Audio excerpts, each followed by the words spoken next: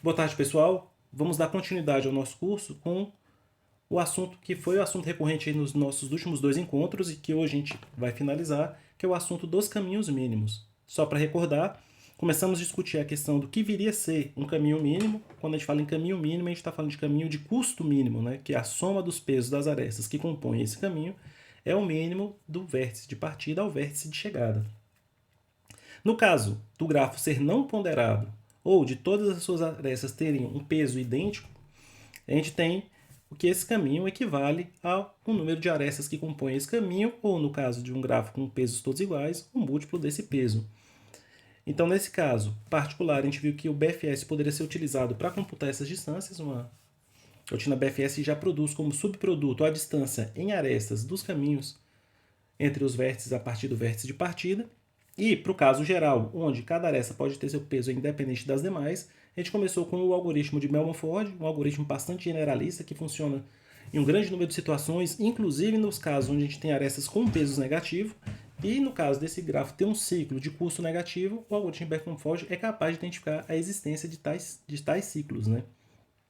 Em seguida, estudamos na semana passada o algoritmo de Dijkstra, que é um algoritmo que não funciona tão amplamente como o Bellman-Ford no sentido que ele só produz resultados sabidamente corretos em grafos que têm arestas não negativas, porém a complexidade assintótica dele é muito superior, né? O algoritmo de Bellman-Ford é o produto do número de vértices pelo número de arestas, enquanto que a complexidade assintótica do algoritmo de Dijkstra é o número de arestas vezes o logaritmo do número de vértices, ou seja, muito mais eficiente do que o algoritmo de Bellman-Ford, porém com essa restrição. Ele não lida bem com arestas negativas, você não tem garantia mais da corretude do resultado.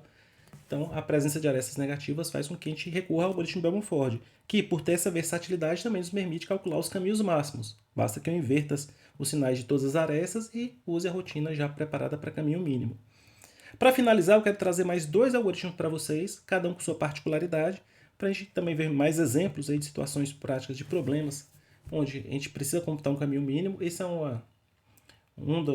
dos conceitos, né, das temáticas envolvendo grafos mais facilmente aplicáveis. Né? A gente tem muitas e muitas aplicações de caminhos mínimos.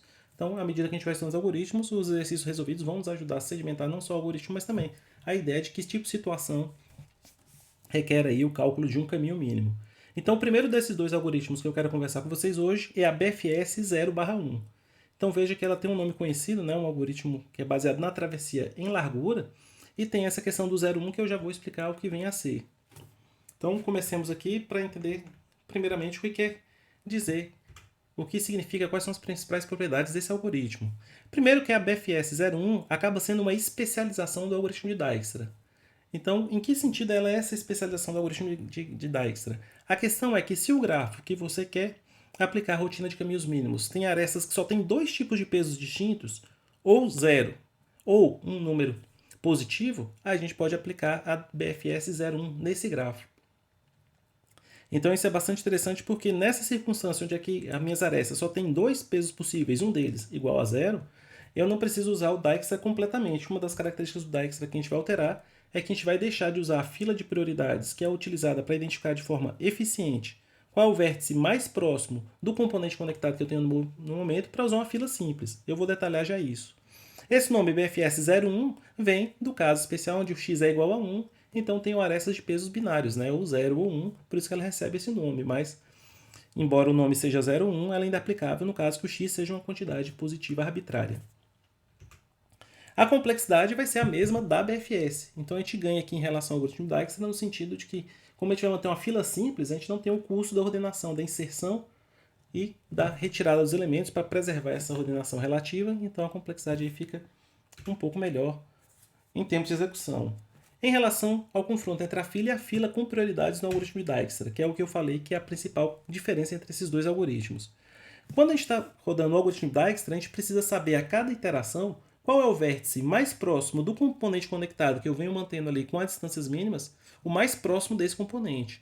E como isso é dinâmico, afinal, essa fila é atualizada toda vez que a gente processa um vértice, uma vez que a gente identifica um vértice mais próximo, a gente usa todas as arestas que partem desse vértice para tentar fazer operações de relaxamento e, sendo essas operações bem-sucedidas, a gente reinsere os resultados na fila. Então essa fila tem que ser uma fila dinâmica que pode ser modificada aí a cada inserção dessas novas informações. Então, ou você vai usar uma fila com prioridade ou uma árvore red black, mas tem que ser uma estrutura auto-organizável. Então, as melhores que a gente tem no momento permitem fazer essas operações em curso logarítmico, né?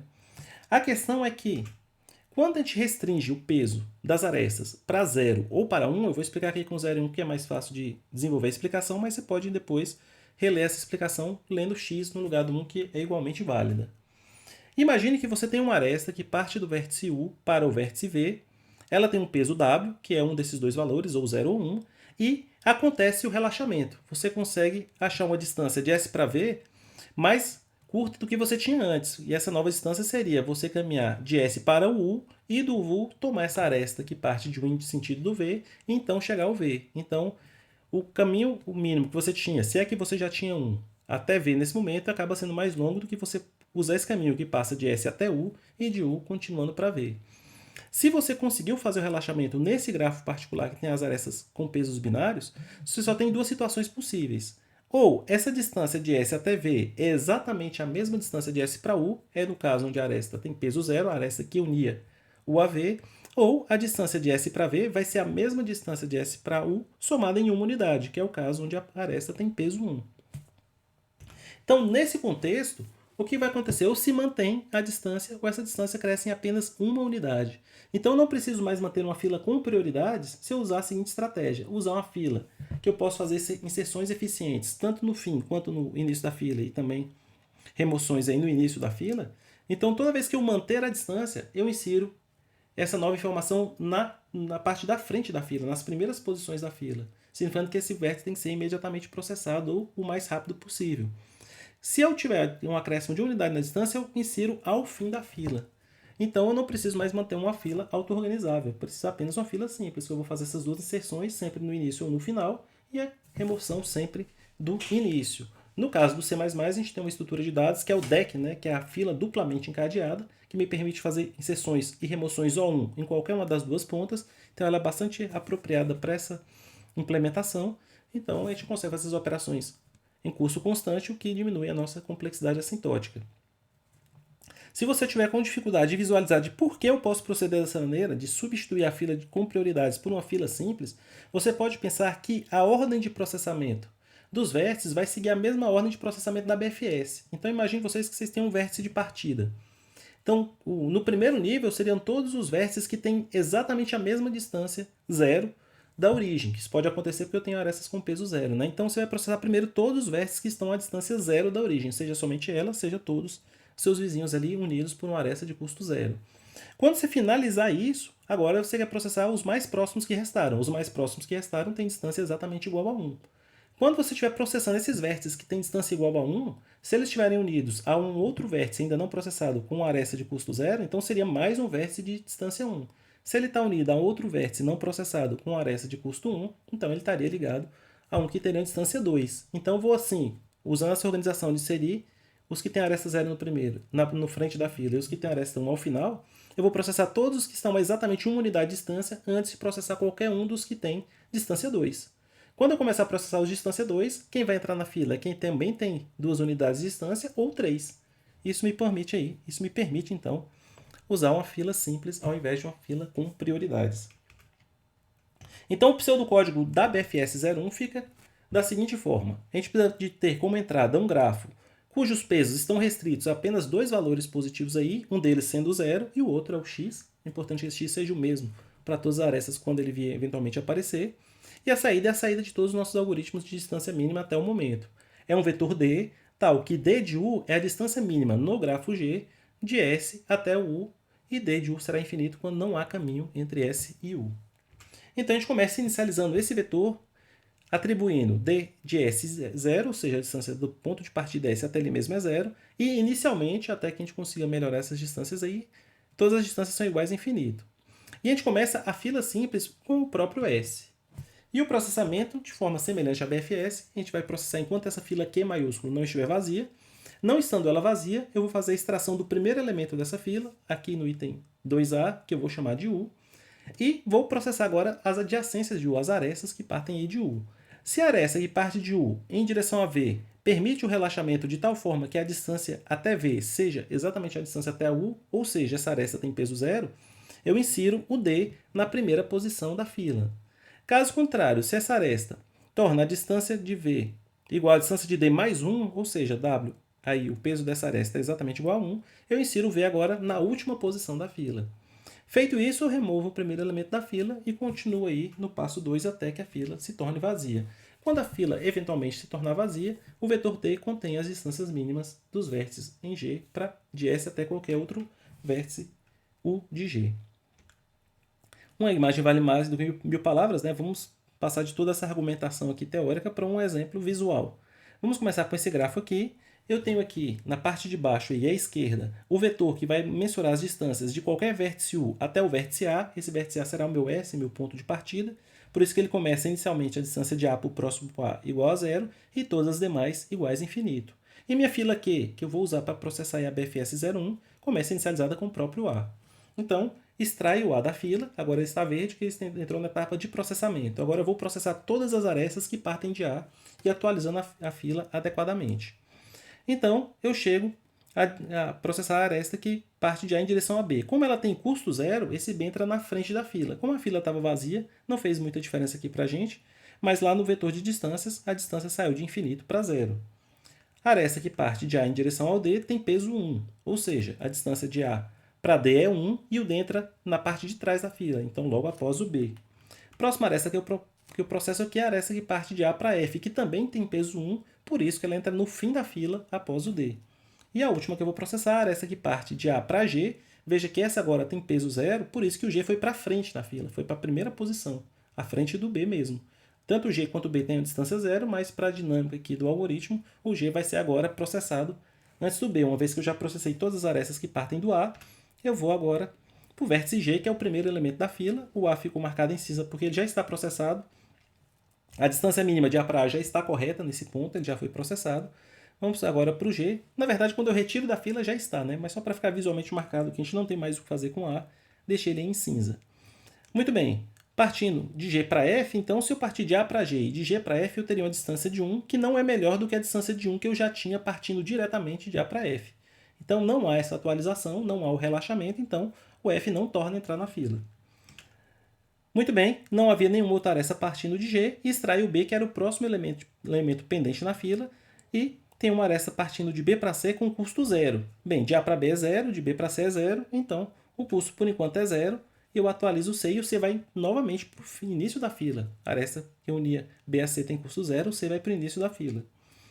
A outra aresta que parte de B vai na direção de G, isso me daria uma distância de A para G igual a 1, só que eu consigo ir diretamente de A para G com custo 0, novamente não há relaxamento, não há inserção na fila.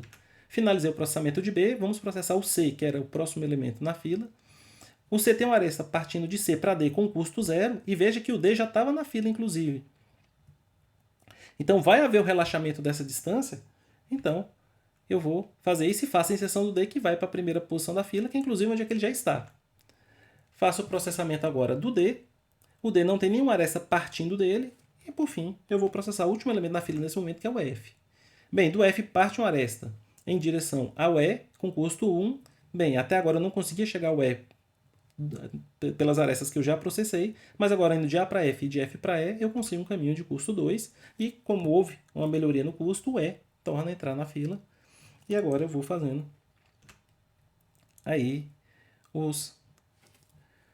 a última atualização em relação a E, e a minha fila agora se torna eventualmente vazia, e essas arestas que partem de E não trazem nenhuma melhoria para o meu algoritmo, então está aí o vetor das distâncias, conforme a gente viu agora há pouco. Então, essa implementação em C++ da BFS 01, veja que nessa implementação aqui ela não é tão cautelosa, vocês devem ter observado uma coisa interessante que visualmente não deu para ver, que o D teria entrado na fila uma segunda vez. E essa segunda entrada de D na fila não é preocupante no sentido de que, quando ele chegar a ser processado, vai ser o momento correto. Mas vai sobrar um resquício de D a ser processado novamente, que eu vou passar de novo em todas as arestas de D, desnecessariamente tentando forçar aí um relaxamento, né? Então você pode trabalhar um pouco mais essa implementação no sentido de que, se eu adicionar aqui um vetor de booleanas, indicar que depois que eu passei em todas as arestas no vértice, ele já foi completamente processado, se ele tornar a aparecer na fila, eu já não faço mais nada. Então isso evita aí um pior caso, eu posso construir um grafo tal que todo vértice vai entrar aí o maior número de vezes possível na fila e atrasando aí a execução do algoritmo. Então, se você quiser ter esse cuidado aí, você marca o vértice como já visitado e ele sendo visitado, você não passa novamente nas suas arestas, evitando desnecessariamente o processamento. Aqui eu não tive esse cuidado, mas você pode ter na sua implementação. Muito bem, a implementação é muito parecida com a BFS, não é à toa que o algoritmo leva esse nome. Eu tenho inicializado aqui o vetor das distâncias, inicialmente todas infinitas, exceto a distância até o S, que é 0. Aqui é a minha fila que permite inserção no começo e no final. Se eu usar uma kiwi, aí eu não tenho essa complexidade O1 nas duas pontas, né? Então eu preciso de uma fila aqui que é uma fila duplamente encadeada, né? Eu tenho uma lista duplamente encadeada. Então o deck vai ser a estrutura de dados adequada para a gente fazer essa implementação. E eu vou ter os métodos in place, ou push, back e front, né? Para indicar a direção que está acontecendo nas inserções, no caso do in place, e os pops para dizer onde é que acontece a remoção. Veja que eu tenho pop apenas no front, mas eu posso ter aqui o in place front ou in place back, né? Botar na frente ou no final da fila. Veja que o critério de inserção é o peso. Se o peso for 0, eu insiro no início. Se o peso for 1, eu insiro no final. E a inserção só acontece se houver um efetivo relaxamento em relação às adjacências do vértice U que está sendo processado nesse momento na fila. Tá certo? Finalizou o processamento de toda a fila, você retorna o vetor de distâncias. Então, é um algoritmo aí bastante tranquilo. Literalmente é uma variante da BFS, que embora seja de fato uma variante da BFS, é mais próximo de uma especialização do algoritmo de Dijkstra. E eu trouxe alguns problemas para a gente ver esse algoritmo na prática. Esse é um algoritmo que, dentre os que eu trouxe para o curso de vocês até o momento, é o que eu aprendi mais recentemente, né? Eu ouvi falar da BFS 01, acho que no fim do ano passado, no começo desse ano, mas é um dos mais recentes que eu tenho contato em relação ao material que eu preparei para vocês até agora. E é interessante que dá para passar sem ele nas competições? De certa forma dá. Se você souber bem o algoritmo de Dijkstra, o algoritmo de Dijkstra quase sempre vai ser aplicado no mesmo lugar que a BFS 01 seria aplicável, né? Então, se você sabe usar o algoritmo Dijkstra, ele não tem nenhum problema que você resolve com o BFS 01, que o Dijkstra também não resolveria, né? Você tem um ganho de performance natural no BFS 01, mas não costuma ser o ganho de performance que vai fazer a diferença entre um TLE ou não em um juízo online, a menos que o problema seja especificamente construído para que você use exatamente a BFS 01, o que não acontece nas competições, né? Você não tem esse nível de especificidade. Às vezes tem num juízo online ou no outro para você poder praticar, mas não numa competição. Então, por que vale a pena conhecer e estudar a BFS 01? A vantagem é que não é um algoritmo difícil nem de se entender nem de codificar. Se você já sabe codificar uma BFS, você codifica a BFS 01 sem muitas dificuldades, troca a fila por uma fila duplamente cadeada e faz a inserção ou na frente ou atrás na fila, em vez de fazer sempre atrás.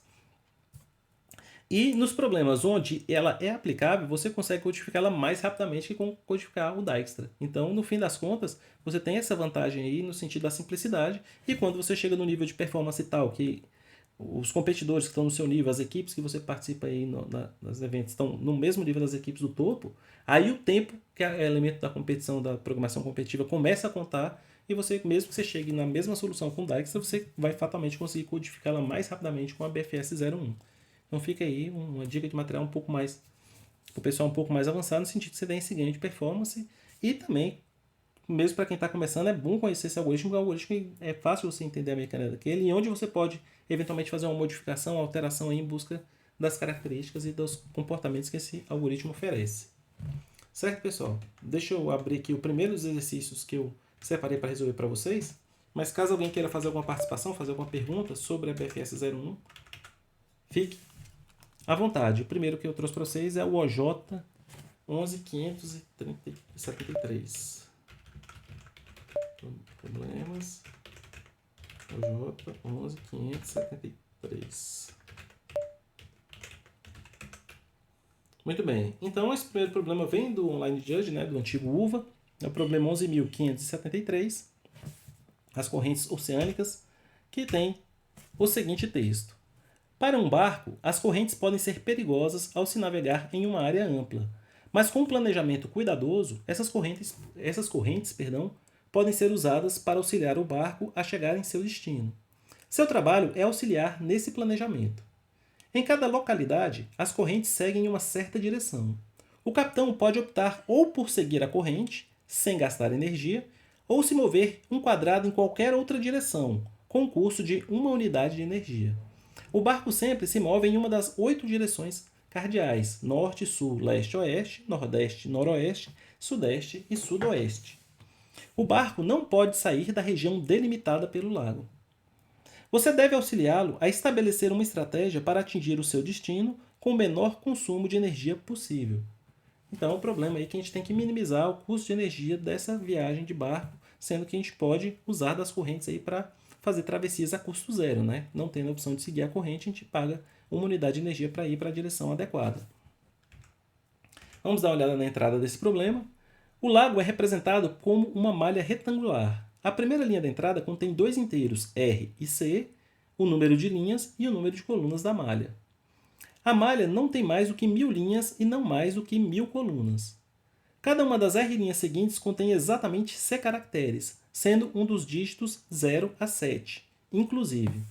O caractere 0 significa que a corrente flui para o norte, isso é, para cima na malha, na direção decrescente do número da linha. 1 significa que a corrente flui no sentido nordeste, 2 significa leste, isso é, na direção crescente do número da coluna, 3 significa sudoeste e assim por diante, no sentido horário. Então, ele dá na entrada essa figura aqui, ó, que vocês estão vendo, que dá a associação dos números inteiros, dos números de 0 a 7, com as 8 direções cardeais. Então, norte, aqui seria o sul, aqui seria o oeste, aqui sudoeste e segue as 8 direções. A entrada ainda tem mais um detalhe. A linha após a malha contém um único inteiro N, o número de viagens que serão feitas, sendo no máximo igual a 50. Cada uma das N linhas seguintes descreve uma viagem por meio de 4 inteiros, RS, CS, RD e CD, os quais informam a linha e a coluna do ponto de partida e do destino da viagem. Linhas e colunas são numeradas a partir de 1. Em relação à saída, para cada viagem, imprima uma linha contendo um único inteiro, o número mínimo de unidades de energia gastas para se atingir, o número mínimo de unidades de energia gastas para atingir o destino a partir do ponto de partida. Então vamos visualizar aqui essa situação em um dos exemplos dados aí no caderno de problemas. O exemplo é esse. Você começa com 5 linhas, 5 colunas, então a gente tem essa malha retangular aí, 5 linhas, 5 colunas. Essa malha é descrita por esses números, e aqui para ficar mais fácil, aqui não é muito fácil de ver conforme está no caderno de problema com números, mas a gente pode usar uma visualização aqui da malha, que faz mais sentido aí no contexto do problema, onde aqui cada um dos quadradinhos eu botei a seta correspondente à direção cardial associada ao número inteiro. Então a malha tem esse aspecto aí.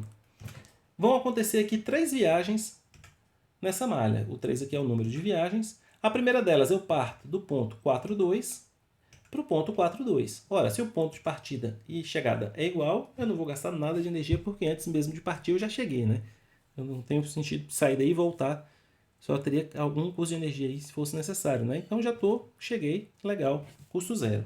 Vamos ver um exemplo mais interessante, onde é que eu tenho destino e chegada diferentes. Então agora eu vou partir do ponto 4, 5, quarta linha, quinta coluna, essa seta em azul, e eu vou chegar na primeira linha, quarta coluna, que é essa seta em verde aqui. Veja que o caminho que eu escolhi para chegar lá é o seguinte. Nesse ponto aqui de partida, me permite navegar no sentido noroeste a custo zero, porque é para onde a corrente flui. Então, eu vou aqui seguir o fluxo da corrente e chego para cá. A corrente me devolveria para onde eu parti, não me interessa, eu quero chegar nesse objetivo, então eu prefiro seguir para frente, por isso que eu marquei ela em vermelho, significando que eu vou ter que pagar uma unidade de energia para vencer a correnteza e chegar aqui. Aqui, novamente, a correnteza está me afastando do meu destino nesse sentido, vou ignorar a corrente uma segunda vez e chego aqui com custo 2, e esse é o menor custo possível de energia que eu tenho para chegar do ponto de partida aí do 4, 5 no chegada, que é 1, 4. No terceiro exemplo, agora eu tenho um ponto de partida na quinta linha, terceira coluna, e quero chegar na terceira linha, quarta coluna. Veja que novamente aqui o ponto de partida me beneficia, a corrente está aqui fluindo para norte, então posso seguir a corrente. Aqui eu contrario a corrente, e aqui é interessante esse problema, porque a maior parte dos problemas com malha, mais de 70% deles, 80%, você só navega a malha nos 4 sentidos cardeais principais, norte, sul, leste e oeste. Esse problema é uma exceção, que você tem as 8 direções cardeais. Então, estando aqui, eu posso viajar no sentido nordeste aqui e seguir direto para a minha chegada, pagando só uma unidade de energia. Então, aqui nesse caso de teste, o custo é 1, porque eu tenho essa opção de viajar na diagonal. Então, é bom lembrar isso aí no momento que vai escrevendo seu código. Então, qual é a solução que eu posso aplicar nesse problema? A primeira coisa que eu tenho que interpretar é que esse problema aqui, no fim das contas, é um problema de caminho mínimo. quando eu estou falando que isso é um problema de caminho mínimo, eu estou falando que isso é um problema de caminho mínimo, de um caminho de custo mínimo e um grafo. Quem seriam os vértices desse grafo? Seriam cada uma das localidades, cada um dos quadrados na minha malha retangular. Quem seriam as arestas? As arestas aqui estão implícitas, são as 8 direções cardeais, ou seja, a partir de cada ponto eu posso, se houver vizinhos nessas direções, ir para qualquer uma dessas 8. O caminho mínimo aqui agora, o custo de cada aresta ou é 0 ou é 1. 0 significa a aresta que aponta na mesma direção da corrente, custo 0, não gasta energia. A aresta que aponta em sentido que não seja exatamente igual o da corrente, tem custo 1, então eu estou num problema de custo mínimo, onde eu tenho apenas 2 pesos possíveis para as arestas, ou 0 ou 1. Ou seja, situação ideal para a aplicação da BFS 01. A complexidade será qual? Eu tenho aqui, no pior caso, eu teria que passar em cada um dos pontos dessa malha aí. Então, vamos dizer que o meu ponto de partida seja o canto inferior esquerdo, o ponto de chegada do canto superior direito. Eu tenho uma sequência de setas que me permitam navegar custo 0, fazendo zigue-zague e não reticulado até chegar no ponto de destino. Então, eu teria que passar por todos eles. Então, cada caso de teste custa aí o produto de linha vezes colunas. E eu tenho aí N casos de teste, por isso que tem um N multiplicando. É o número de casos de teste para cada caso de teste, R vezes C. Vamos ver a implementação aqui. A implementação é um pouco diferente do código que eu mostrei para vocês, porque o grafo é implícito, no sentido que as arestas são implícitas no reticulado, né? Então, eu tenho que começar, por exemplo, identificando cada nó por um par de coordenadas, não um único inteiro. Então, a distância para cada um dos nós do meu gráfico, o nó IJ, é infinito, exceto o ponto de partida, que o custo é 0. BFS 01, então, vou usar uma lista duplamente cadeada, uma fila de duplo fim, né? Que é o caso do deck, né? E agora eu vou colocar, inicialmente nessa fila, como ela está vazia, tanto faz início ou fim, o ponto de partida. Quando eu uso o método inPlace, ele repassa os parâmetros para o construtor, então veja que eu passo diretamente aí o x e o y. Não estando na fila vazia, eu extraio o elemento que ocupa a primeira posição da fila com o método front, dou um pop front para excluir, para processar ele uma única vez, claro. Se eu cheguei no meu destino, então é hora de encerrar o laço. Então o laço aqui é encerrado prematuramente porque eu não quero para todos, eu quero até o destino. Então, enquanto eu não chegar ao destino, eu vou processando. Quando tiver chegado, eu aborto. E aqui, vocês já devem ter acostumado com essa ideia a essa altura do campeonato, deve ser a terceira ou quarta vez que eu faço isso no curso, que é o vetor de direções, com a diferença agora que no meu vetor de direções eu tenho 8 direções cardeais, não necessariamente na ordem dada no texto. Isso que é importante, quando você usa um vetor de direções aqui que diz qual é o incremento em x e y em cada uma das direções cardeais, o que você precisa saber primeiro? Que nas 4 principais, nas ortogonais, você vai ter uma quantidade igual a 0 e a outra igual a 1 ou menos 1. Então aqui, veja, que se eu quisesse traduzir porque está no texto, seria 0 unidades no x, uma no y, significando que eu estou diminuindo o número da linha, eu estou indo para norte. Então é meio difícil mapear mentalmente, mas quando você faz essa construção, você não precisa saber exatamente qual é a direção. Você tem que investigar todas as 8, mas não em uma ordem particular. Nos sentidos que são diagonais, aí eu vou ter 1 e menos 1, ou 1 e 1, distribuídos aí nas duas posições. Significa que eu vou mover tanto num sentido horizontal quanto no vertical, agora sendo no sentido positivo ou negativo, depende de cada direção, mas é importante que tem todas as combinações possíveis, viu? Negativo, positivo, negativo, tudo negativo. Então tem as 8 direções cardeais aí. Vou passar em todas elas. Em cada uma da direção que eu estiver processando, eu extraio o incremento que eu vou somar o x e qual é o incremento que eu vou somar em y, atualizo agora o próximo par de coordenadas, a partir do xy eu estarei chegando no r ou no c. Se o r for menor do que 1 ou maior do que r, significa que eu extrapolo o mapa. A gente não pode extrapolar o mapa, isso foi vedado no texto. A mesma coisa acontece se a coluna for menor que 1 ou maior que c. Estou dentro da área do mapa, agora eu quero descobrir qual é o peso dessa aresta. Se no mapa aqui, o número que consta na posição IJ é exatamente o mesmo ponto da direção, aí o custo é 0. Então vejam vocês que, embora eu tenha falado aqui que não precisa ser na ordem particular, eu acabei respeitando a ordem dada no texto para que eu pudesse fazer essa verificação aqui, diretamente. Então, se o número que for associado ao meu vetor é exatamente o mesmo que está no mapa, o custo é 0. Significa uma aresta no sentido da corrente. Caso contrário, o peso é 1. Tento fazer o relaxamento. Se o relaxamento foi bem sucedido, faço o relaxamento em si, atualizo a distância de R até RC, e a partir do peso que eu identifiquei aqui nessa parte, eu tomo a decisão de colocar o RC ou no início ou no fim da fila. Se for 0, vai para o início, se for 1, vai para o fim da fila. Continuo meu laço até achar o ponto de chegada, e aí eu retorno a distância para esse ponto de chegada. Então é um problema aí bastante interessante e que me permite aplicar diretamente o algoritmo da BFS 01, só não é exatamente a mesma implementação que eu apresentei antes, por conta dessa natureza aí bidimensional dos vértices, que precisam ser identificados por dois números inteiros e um par de coordenadas, mas de resto é exatamente o mesmo algoritmo. Tá certo? Temos uma participação aqui do João Luiz. Boa tarde, João. Pode falar. Boa tarde. No caso, você nem construiu o grafo com aresta, né? Tipo, você lidou com essa parte da aresta aí dentro dessa função de Exatamente. resolução? Perfeito, João. É aquele, você vai lembrar lá da Interessante. primeira aula da gente, João, que eu falei sobre grafos implícitos. Num grafo implícito, a aresta existe, mas só que a gente não faz aquilo que você viu fazer em vários outros exercícios, né? Que é construir a lista de adjacências, ou a lista de arestas, ou a matriz de adjacências, né? Que são as representações explícitas do grafo, né? Então aqui a gente sabe que o grafo tem os vértices ocupando a posição da malha, e também que temos as arestas, são as direções cardeais. Então você está correto. Ao fazer esse vetor de direções cardeais, e a cada vértice que eu estou processando, eu construo aqui dinamicamente as arestas que partem dele. Veja que alguns vértices não têm as arestas. Por exemplo, quando você está lá no topo do mapa, você não tem aresta para norte.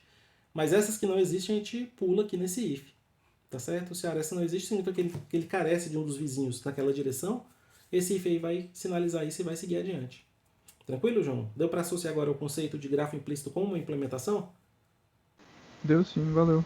Maravilha. Boa pergunta do João e é bom que a gente volta, né? Às vezes nas primeiras aulas a gente vê muito conceito importante, mas como demora para concretizar o conceito aí num exemplo prático, às vezes a gente acaba até esquecendo dele.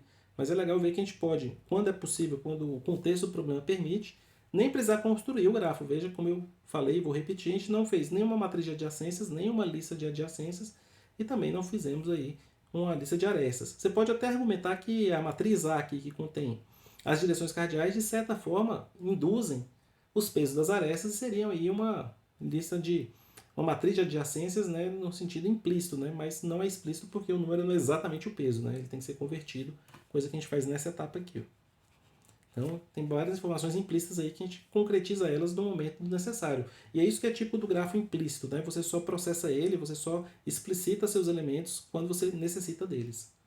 É uma construção on the fly, né? Na medida da necessidade, você vai construindo o grafo que você precisa. Muito bem, boa pergunta do João. Vamos olhar aqui na minha nota aqui qual é o próximo problema que eu reparei para vocês. É o CF 1063B. Então, Codeforces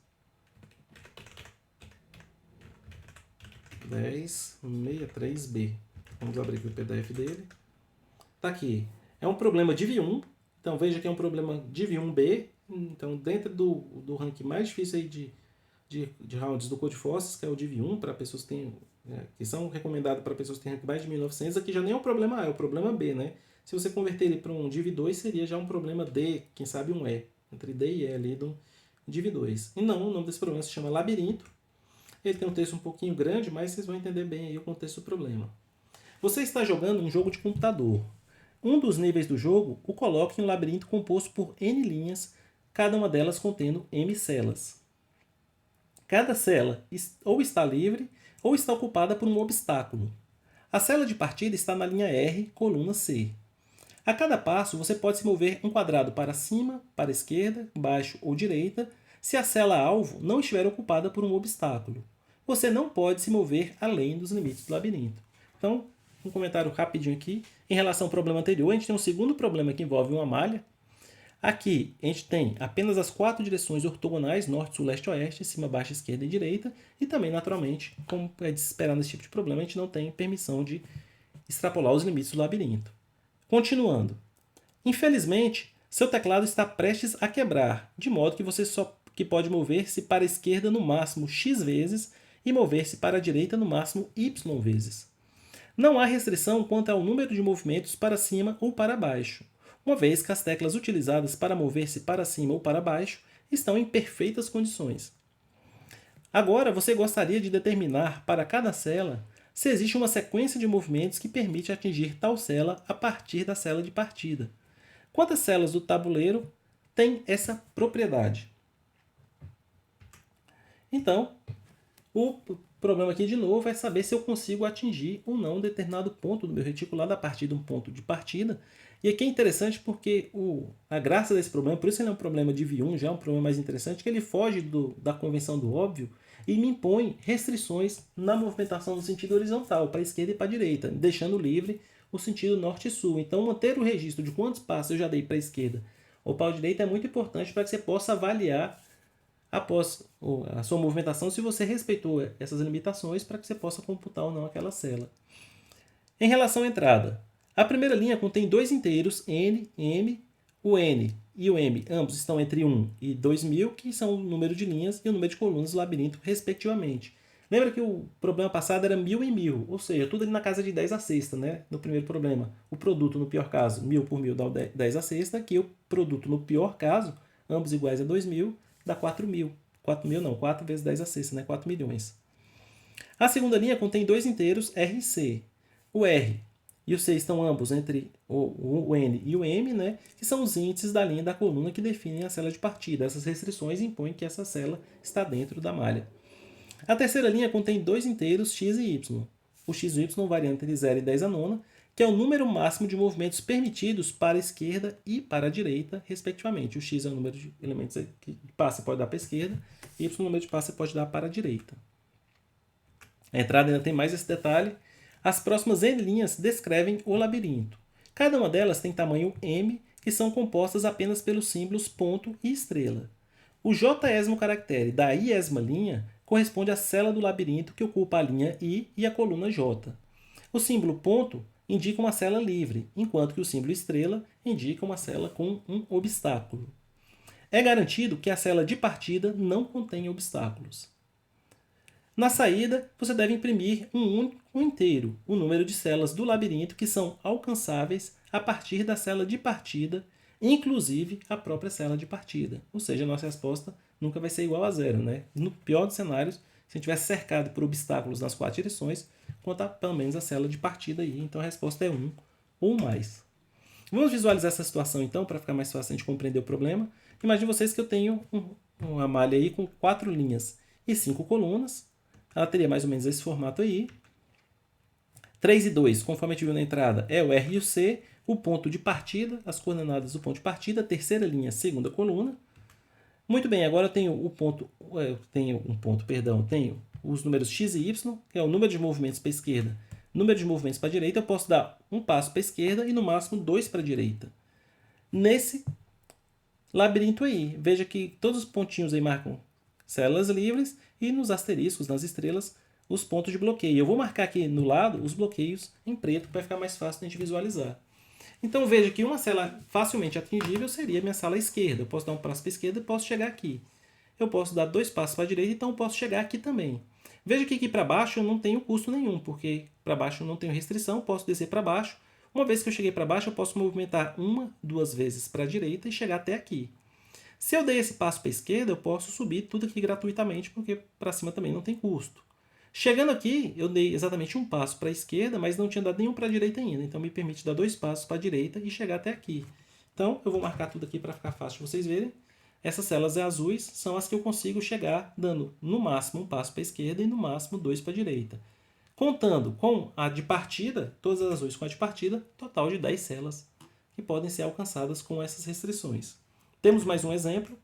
Agora, a minha malha é 4x4, eu começo na posição 2, 2, e agora eu não posso andar para a esquerda. Lembra que o x e y tem como limite inferior ao 0, pode acontecer de você não ter permissão para ir em uma das duas direções, e eu só posso dar um passo para a direita. A minha malha tem esse formato, eu tenho um único bloqueio que está exatamente à minha direita, então veja que, embora eu esteja bloqueado para a direita, e não posso andar para a esquerda, a resposta então é 1, porque para cima e para baixo o movimento é livre. Então eu posso ir para cima e para baixo livremente, e estando aqui ou em uma dessas duas, eu posso me movimentar uma vez para a direita. Então essas seriam as células atingíveis, 6 azuis com a verde, resposta igual a 7.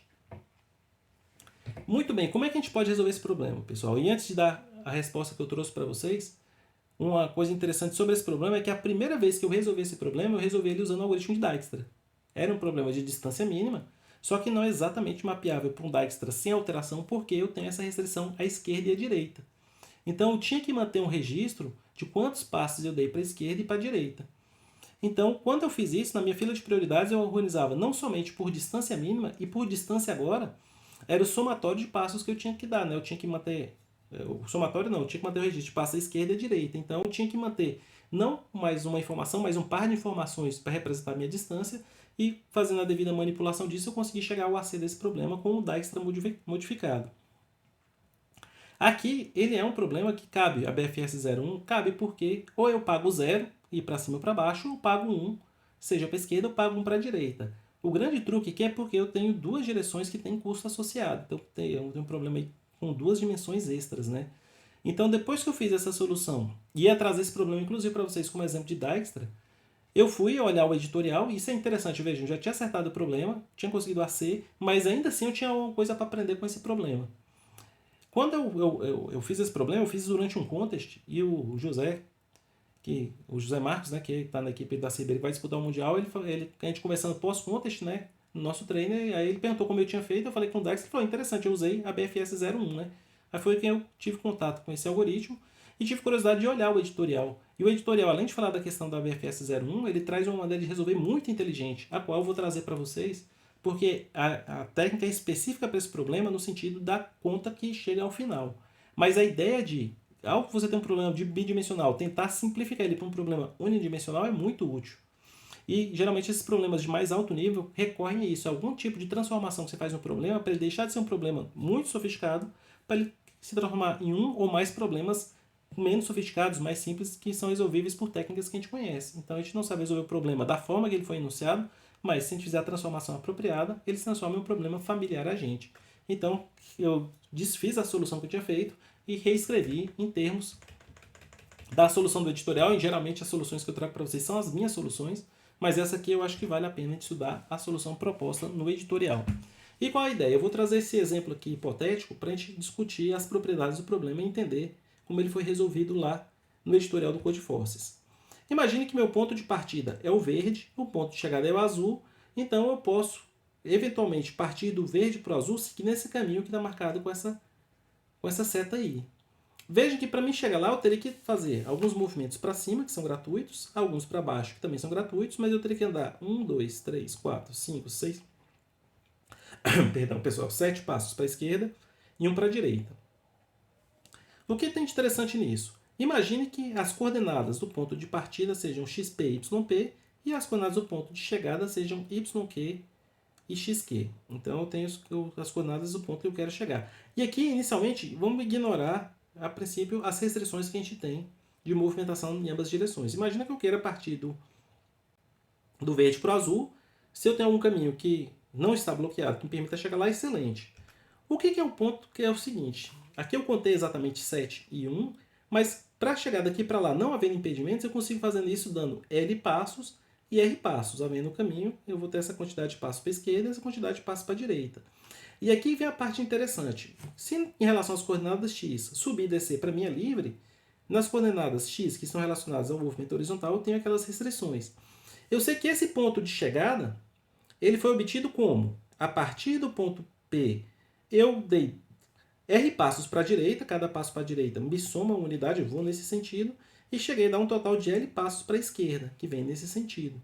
Então, eles não são dados todos de uma vez para cada lado para o outro, mas na soma é exatamente isso que acontece. A coordenada xq é resultante disso. Imagina que fosse, aqui fosse x igual a 2, aqui x igual a 3, 4, 5. Eu dei 2 passos para a direita, então 5 mais 2, 7. Pera aí, exatamente, eu dei 2 aqui, 5 mais 2, 7. E agora para a esquerda eu dei 1, 2, 3, 4, 5 passos, né? Então quando eu desconto do 7 e o 5, eu volto exatamente para 2. Então 5 mais 2 menos 5 dá 2, que é exatamente esse ponto. E isso é interessante porque isso aqui independe de tudo. A única coisa que depende para que essa relação seja verdadeira é que eu consiga chegar de xp em xq, do ponto de partida no ponto de chegada. Isso vale para todos eles. O que é interessante disso? Porque nesse problema, embora eu use essa notação aqui de coordenadas e visualmente, quem olhe rapidamente aqui, pense que as variáveis são x, p e xq, as variáveis nesse problema, que eu não conheço, são r e l. As coordenadas do ponto de partida e de chegada são dadas no problema. Então, se eu reescrever essa expressão aqui, o r pode ser escrito em termos dessa constante, xq menos xp, mais o l. Então, o que é interessante disso? O r e o l, embora mensurem aí a quantidade de passos para a esquerda e para a direita, no sentido da quantidade necessária para chegar em qualquer ponto atingível, a relação de R com L é uma relação de dependência. O valor de R depende do valor de L. Com essa relação. Então, o que acontece? Se a gente preocupar apenas com movimentos para a esquerda, se eu minimizar o número de passos à esquerda, ou seja, agora é um problema unidimensional, eu vou calcular atribuindo peso 1 somente para o movimento da esquerda. Quando eu tiver esse valor mínimo, eu vou saber deduzir quantos seriam os passos para a direita. Então, para cada quadrado, o que eu faço aqui na solução? Rodo a BFS 01, atribuindo peso 0 para tudo, exceto para o passo à esquerda. Aí eu vou ter as distâncias mínimas do ponto de partida para todos os demais pontos da malha. Agora, 1 a 1, para cada ponto da malha que não for um obstáculo, eu descubro o L mínimo, se ele for atingível, e a partir desse L eu insiro ele nessa fórmula, o L computado com o X e o P que são conhecidos, isso me dá o número de passos R. Agora eu vejo se o L e o R estão dentro dos limites estabelecidos aí como restrição de número de passos, eu conto aquela célula, caso contrário eu descarto. Então uma solução muito, muito inteligente, porque tirou um problema dimensional, bidimensional, para um problema unidimensional, e quando eu codifiquei essa nova solução, ela ficou com quase a metade do número de linhas que eu tinha em relação à solução anterior. Então vejam vocês aqui, vou começar aqui com o vetor de vetores, né, porque o meu vetor de distâncias tem que ser bidimensional, uma malha, e eu tenho aqui também a instalação dela todos os pontos com infinito, exceto o ponto de partida. Começo minha BFS 01 com o ponto de partida, extraio o próximo elemento da fila, vou nas direções, as direções não apareceram aqui no slide que não coube, mas são as direções cardeais, eu fiz aquele mesmo vetor de pares com as direções cardeais norte, sul, leste, oeste. Se eu caminhar naquele sentido apontado pela direção, eu vou chegar em UV. Se o IV estourarem os limites da malha, eu continuo. Se o UV for um ponto de bloqueio, eu também não posso continuar. Então, vou processar o próximo, não avanço aqui. Agora, se eu cheguei no ponto desocupado, eu vou calcular o peso. E o peso é o seguinte, eu me desloquei para a esquerda, ou seja, o deslocamento no sentido Y. Aí fala, professor, mas você está falando de X lá na conta? Lembre que isso é uma coisa que me confundia muito. Quando você usa uma matriz em C e C++, a primeira dimensão vai estar associada com o número de linhas. Então, quando você desenha isso, e até pelos entradas desses problemas, as linhas estão associadas ali com a coordenada Y, quando a gente pensa em eixo cartesiano. E quando você se movimenta nas colunas, que seria no sentido ali da segunda dimensão da matriz, você vai como se estivesse indo no eixo X da matriz. Então, há uma certa inversão. Então, o incremento que eu dou aqui na segunda coordenada é que vai ser o ponto que vai decidir aí o meu peso. Tanto é que a primeira vez eu tomei o WA por causa disso, porque eu botei o X aqui. Então é alguma coisa que de vez em quando confunde, você tem que atentar a isso para saber, quando você está fazendo deslocamentos, em que sentido você está mexendo na sua malha, né? Então o Y aqui, no fim das contas, está mexendo nas linhas da maneira que eu escrevi a matriz. Muito bem. Se eu fui para a esquerda, peso 1, para qualquer outro sentido, o peso é 0. Houve relaxamento? Insiro na fila. E se o peso foi 0, insiro esse novo par aí no início da fila. Se foi um peso diferente de 0, foi 1, vai para o fim da fila. Terminei a BFS 01, minha resposta inicialmente é 0. E o YI, que é o ponto de chegada, é o meu C aqui, ó, é o número de colunas. Então veja aqui que esse C aqui, ó, voltando aqui na entrada. Eita, inverti aqui sem querer, pessoal. Só apertei aqui uma combinação de teclas que inverteu aqui. Vamos lá, deixa eu voltar aqui para os parâmetros da entrada, para a gente lembrar quem é. Aqui eu usei C maiúsculo lá, mas o R e o C, ó, é o ponto de partida e chegada. Então eu botei lá o C, que é a coordenada lá da chegada. E agora passa em todos os pontos da malha. O número de passos que eu vou dar para a esquerda é o resultado da BFS 01. Para a direita é aquela formulazinha que estava aqui agora há pouco. Para a direita é coordenada da chegada menos a coordenada da partida mais L. Então está aqui, ó, coordenada da partida, da chegada mais L, de novo, da forma que eu codifiquei, está parecendo que X está invertido com Y, você ou evita isso acostumando com a ideia, ou você transpõe a matriz no preenchimento para você usar o XY certo. Como transpor a matriz também é um pouquinho trabalhoso, é melhor você prestar atenção aqui no sentido. Bem, se o número de passos que eu dei para a esquerda é menor do que x e o número de passos que eu dei para a direita é menor do que y, então ele atende as especificações do problema, eu somo 1 na resposta, caso contrário eu somo 0. Então, uma solução que vale muito a pena ler com calma, pessoal, principalmente essa transformação do problema no problema bidimensional para um problema unidimensional. Como eu falei, é possível resolver sem fazer essa transformação, mas isso vai te custar mais linhas de código, vai te custar mais tempo, porque você vai ter que adaptar um algoritmo para trabalhar bidimensionalmente, onde ele é originalmente programado para trabalhar unidimensionalmente. E a gente perde essa capacidade de, ao fazer isso, de transformar o problema, que é a skill definitiva do resolvedor de problemas. Um resolvedor de problema resolve muitos problemas não porque ele conhece estratégias para múltiplos problemas, mas porque ele conhece boas estratégias, bons algoritmos, e se aquele problema em particular não se encaixa imediatamente em uma dessas ferramentas que ele traz consigo, ele tenta decompor o problema em problemas que usem essas ferramentas e, resolvidos esses problemas que foram decompostos, que foram traduzidos, foram reinterpretados de alguma maneira, pegar essas soluções desses subproblemas novos e compor a solução do problema definitivo.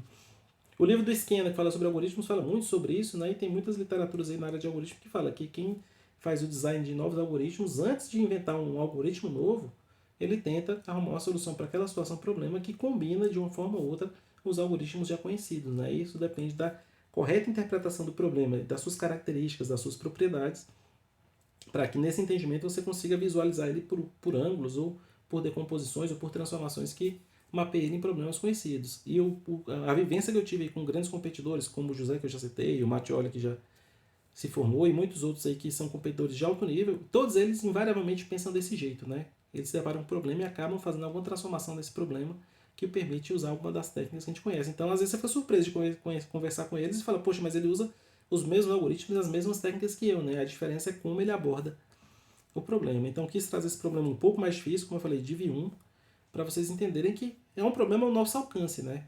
Seria já porque você já conhece o algoritmo de Dijkstra, mas esse tipo de raciocínio talvez para você seja uma novidade, você viu ainda muito poucas vezes, mas é o tipo de raciocínio que eu sempre tento desenvolver, ainda tenho muito para aprender, claro, mas que é muito positivo, porque se você consegue fazer isso, você consegue resolver mais problemas ainda do que a gente já resolve. Certo, senhores e senhoritas? Alguém quer fazer alguma pergunta, alguma colocação sobre a BFS 01? Alguém quiser participar aí comigo, dar algum testemunho, fazer um comentário, fique à vontade de usar tanto o chat quanto a chamada em voz. A gente terminou o primeiro dos algoritmos que eu quero propor para vocês hoje, mas a gente tem mais um ainda. Então estou preparando aqui o material para trocar. Enquanto isso, se alguém quiser se manifestar, fique à vontade. Muito bem, para finalizar a nossa discussão nesse curso do problema dos caminhos mínimos, talvez o problema que a gente vai tratar com maior profundidade, maior detalhe ao longo do curso, né? São 3 encontros, nosso curso é curto, né? A gente vai discutir o algoritmo de Floyd-Warshall. Aí alguém pode se perguntar antes de eu começar aqui, fala, mas não é possível, já foi BFS 01, já foi Dijkstra, já foi Bellman-Ford, precisa de mais outro? O que o algoritmo de Floyd-Warshall tem que vale o estudo dele, mesmo já conhecendo 4 algoritmos de caminho mínimo? O algoritmo de Floyd-Warshall difere de todos os demais que a gente viu até agora por uma característica muito importante.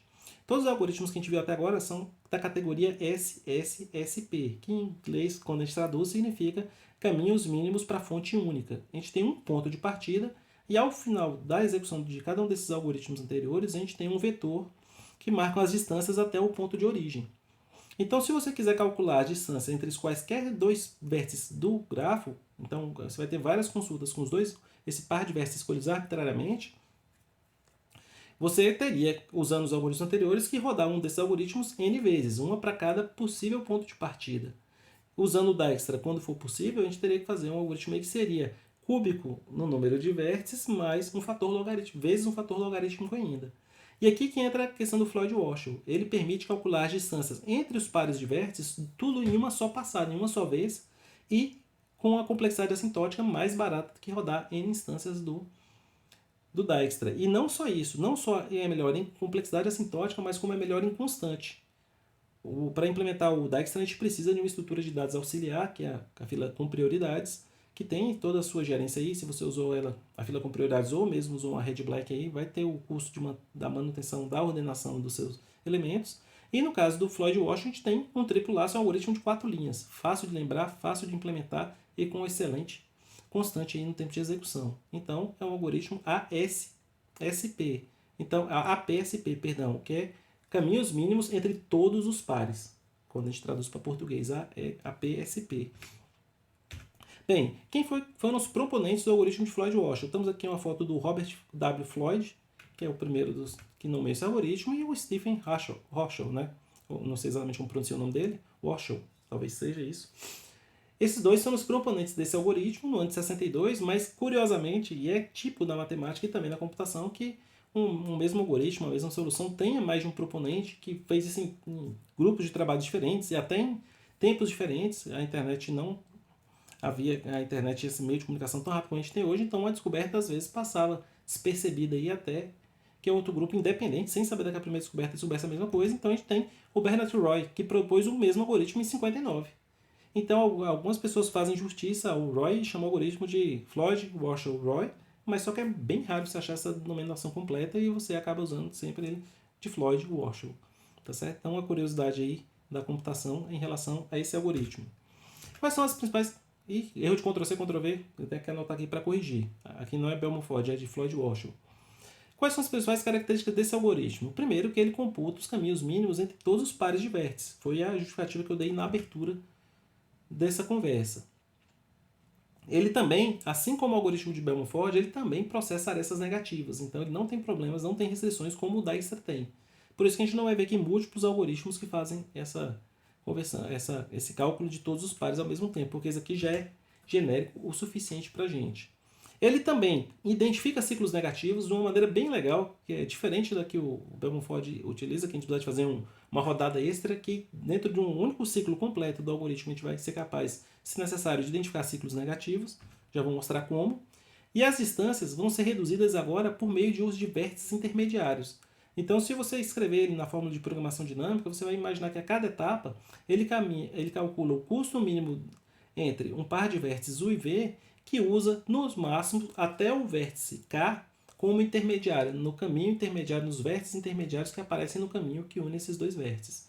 Quando você estende esse K de 1 até N, então você tem todos os possíveis intermediários possíveis ali entre todos os possíveis caminhos e você selecionou dentre eles o caminho mínimo. A complexidade desse algoritmo é cúbico no número de vértices. E como eu falei, mais barato que V execuções do Bellman-Ford, claro, e que seria aí V ao quadrado vezes E, e no caso também mais barato que V vezes log V do caso do algoritmo do Dijkstra.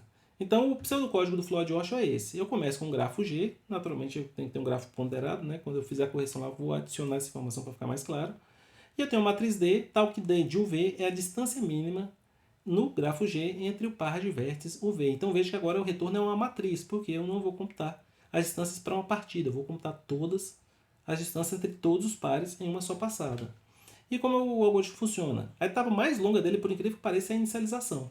Você tem que fazer a inicialização da matriz de distâncias considerando 3 possibilidades. A primeira delas, ou a distância de um vértice para si mesmo, salvo indicação contrária. Tem alguns casos que você vai precisar usar essa indicação contrária, botar aí ou infinito ou negativo, vai depender da aplicação, mas em geral, na maior parte das vezes, a distância de um vértice para si mesmo é 0.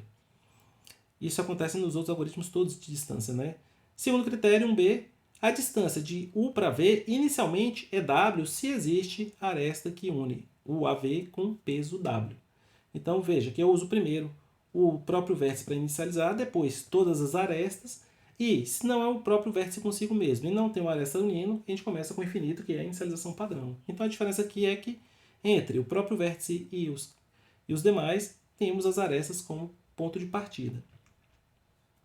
Para cada um dos vértices intermediários, em geral a gente faz de 1 até K, e aqui eu vou mostrar para vocês um problema onde é que a gente subverte essa ordem para uma ordem diferente, mas a ideia é que em alguma ordem você vai passar em todos os outros vértices. Vai começar em cada um deles, e você vai passar para cada vértice que você escolher em todos os pares de vértices, e você vai fazer uma tentativa de relaxamento. E aqui, nesse caso, que eu não quero computar também o caminho, fica simplificado que a distância de U para V será menor dentre a distância de U para V que você já calculou até o momento, ou uma distância que parte de U até o vértice K, aí sim do vértice K eu parto para o vértice V. E veja que a diferença da atualização anterior, que a gente usava um peso, é porque aqui eu estou fazendo só uma transição de um ponto até o outro, e pode ser que eu tenha um caminho aqui de 10 vértices até o K e mais 10 vértices até o V. Então a atualização fica um pouquinho diferente, mas no fim das contas fica até mais compacto para escrever. Quando você finalizar de passar em cada um dos K vértices, você retorna a matriz D, e você tem aí o resultado do algoritmo de Floyd-Warshall. Vocês vão ver que o código em C e em C++ é bem curto. Vamos usar esse gráfico ponderado aqui, que está à minha esquerda, e essa matriz à direita é a matriz das distâncias. Então aqui, quando eu olhar a linha coluna, quero saber a distância de sair de 2 para chegar em 2, 2 para chegar em 5, ou de 5 para chegar em 1. Muito bem, inicialização, seguindo o passo a passo lá, eu começo botando os zeros na diagonal principal. A distância de um vértice a si mesmo é 0. Em seguida, uso as arestas. Aqui aconteceu da minha matriz ficar simétrica porque meu grafo é não direcionado. Se o grafo fosse direcionado, você não teria garantia dessa simetria como a gente tem aqui agora. Então, a distância, eu tenho uma aresta ligando 1 a 2 e 2 a 1, que custa 9, então entram 9 aqui. E assim por diante, esse 11 aqui vem dessa aresta. O 3 de 6 a 2 aparece aqui e aqui. E assim por diante. Todas as células que estão vazias até o momento é porque ou não é o vértice consigo mesmo, ou não tem aresta, infinito nelas todas. Então, nesse momento eu tenho inicializado a matriz de distâncias que é necessária para o cálculo do Floyd-Warshall. Agora eu vou passar na ordem crescente aqui, 1 a 1, em todos os vértices, tentando usar eles como intermediários. O primeiro deles, o vértice 1. O que aconteceu aqui? Eu não fiz passo a passo, que não ia ficar muito longo, mas para vocês entenderem o que aconteceu. Anteriormente, veja aqui que vai aparecer um 13 aqui nessa posição e um 11 aqui, e ambas eram infinitos. Nessa configuração de grafo aqui, não havia, nesse primeiro momento, uma aresta ligando 2 para 4. E também não havia uma aresta ligando 2 para 5. A partir do momento que eu habilito 1 como ponto intermediário, eu consigo chegar de 2 em 4, passando por 1. Isso vai me dar um custo total de 13. E também consigo chegar de 2 em 5, passando por 1. Vai ter 9 aqui de 2 para 1, mais 2 de 1 para 5, vai ter custo 11. Então, esses foram os pontos que eu atualizei. Teve mais um aqui, que agora eu consigo chegar de 3 em 5 também. Como é que eu faço? 3 para 1, 1 para 5, 7 mais 2, 9. Então, nesse momento eu tenho as distâncias mínimas nesse grafo, sendo que ou eu tenho um caminho direto entre os vértices, ou eu tenho um caminho que passa entre os intermediários com os vértices que vão até o 1. Eu vou habilitar o 2. Tem uma nova atualização na matriz. O que acontece? Vamos ver aqui a posição onde é que apareceu o 12 e apareceu esse 16. Eram ambas posições que antes não haviam caminhos. Isso significa que 1 não chegava em 6, mas como 2 agora é uma possibilidade de caminho intermediário, eu posso ir de 1 para 2, 2 para 3, custo 12. Agora de 4 para 6, eu vou fazer o quê? Aí você fala, peraí, o 4 não tem ligação para o 2. De fato não tem. Mas quando eu habilitei o 2, agora eu tenho 1 e 2 como possíveis caminhos intermediários. Então eu posso ir de 4 para 1, 1 para 2, 2 para 6. 4 com 9 são 13 mais 3, 16, que é o 16 que apareceu aqui. E de 3 para 6, eu acho que eu não tinha antes também, não tinha. 3 para 6, o que eu faço? Que é o que apareceu aqui com custo 4. Eu vou de 3 para 2, 2 para 6, custo 4. Vamos habilitar o 3. Agora eu tenho uma série de ganhos aqui. E o interessante é que aqui nessa posição, que me custava 9 e de 1 para 2, tendo 3 como intermediário, eu tenho um caminho mais curto. Eu posso vir de 2 para 3 e depois de 3 para 1. Agora tem custo 8. Eu melhorei também o custo de 2 para 5. Como é que eu chego em 2 para 5 de forma mais barata? Eu estava chegando de 2 para 5, passando por 1, pagando 9 mais 2, 11. Mas agora eu posso passar de 2 para 3, 3 para 4, ou 4 ainda está habilitado. 2 para 3, 3 para 1, 1 para 5, então vai dar 1 com 2, 3 com 7, 10. Muito bem, se eu continuar agora habilitando 4, aquele caminho de 2 para 5 vai se encurtar, porque eu posso passar agora 2, 3, 4, 5, que dá um custo total de 4. Veja que o custo de 3 para 5 reduziu, agora é só 3 unidades. 3 para 4 custa 2, 4 para 5 custa 1, ficou reduzida aí novamente a distância.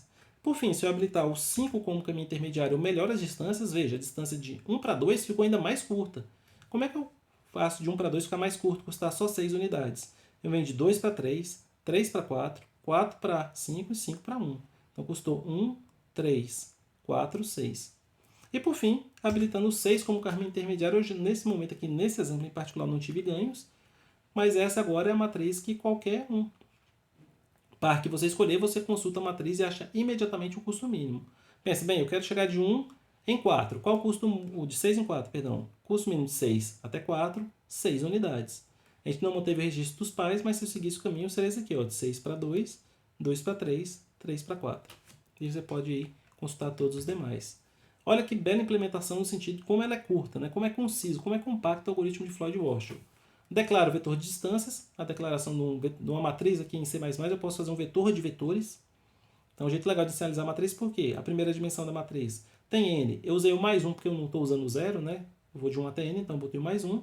E a segunda dimensão eu inicializo com um novo vetor de inteiros, que agora tem a dimensão n mais 1. E aqui eu passo o valor. Então veja aqui é quantos e o valor. O valor de cada um é um vetor de vetores, então eu vou ter n mais 1 vetores, e cada um desses vetores tem n mais 1 entradas, cada uma delas com infinito. Então começa na verdade num C, todo mundo é infinito, exceto a diagonal principal, todos são zeros, ou passando em todas as matrizes, em todas as adjacências aqui, em todas as arestas, eu posso modificar a distância de U para V para ser o peso da aresta. Aqui são os vértices intermediários, a parte externa do laço triplo. Então, passo em cada um dos vértices de 1 até n. E para cada um desses vértices intermediários, eu passo de U a V, passando de 1 até n, que são todos os pares de vértices possíveis. E veja que eu parto no sentido de U para V e de V para U, no sentido que eu passo de 1 a n em todos os dois. Isso é interessante porque, às vezes, o caminho em um sentido é mais barato do que em outro, se você tiver num grafo direcionado. Então, não pode aqui tentar atalhar e botar do V aqui e botar U mais 1. Aí você corre risco de fazer errado. Então, tem que ficar aqui sempre de 1 a n nos 3 for, fácil de lembrar. KUV. Aqui, eu só não usei a atualização direta que vocês vão achar em 90% do material sobre o Floyd Warshall, porque eu já expliquei isso para vocês e repito. Na presença de arestas negativas, esse tipo de atualização aqui pode apresentar uma solução de caminho mínimo para um caminho que de fato não existe.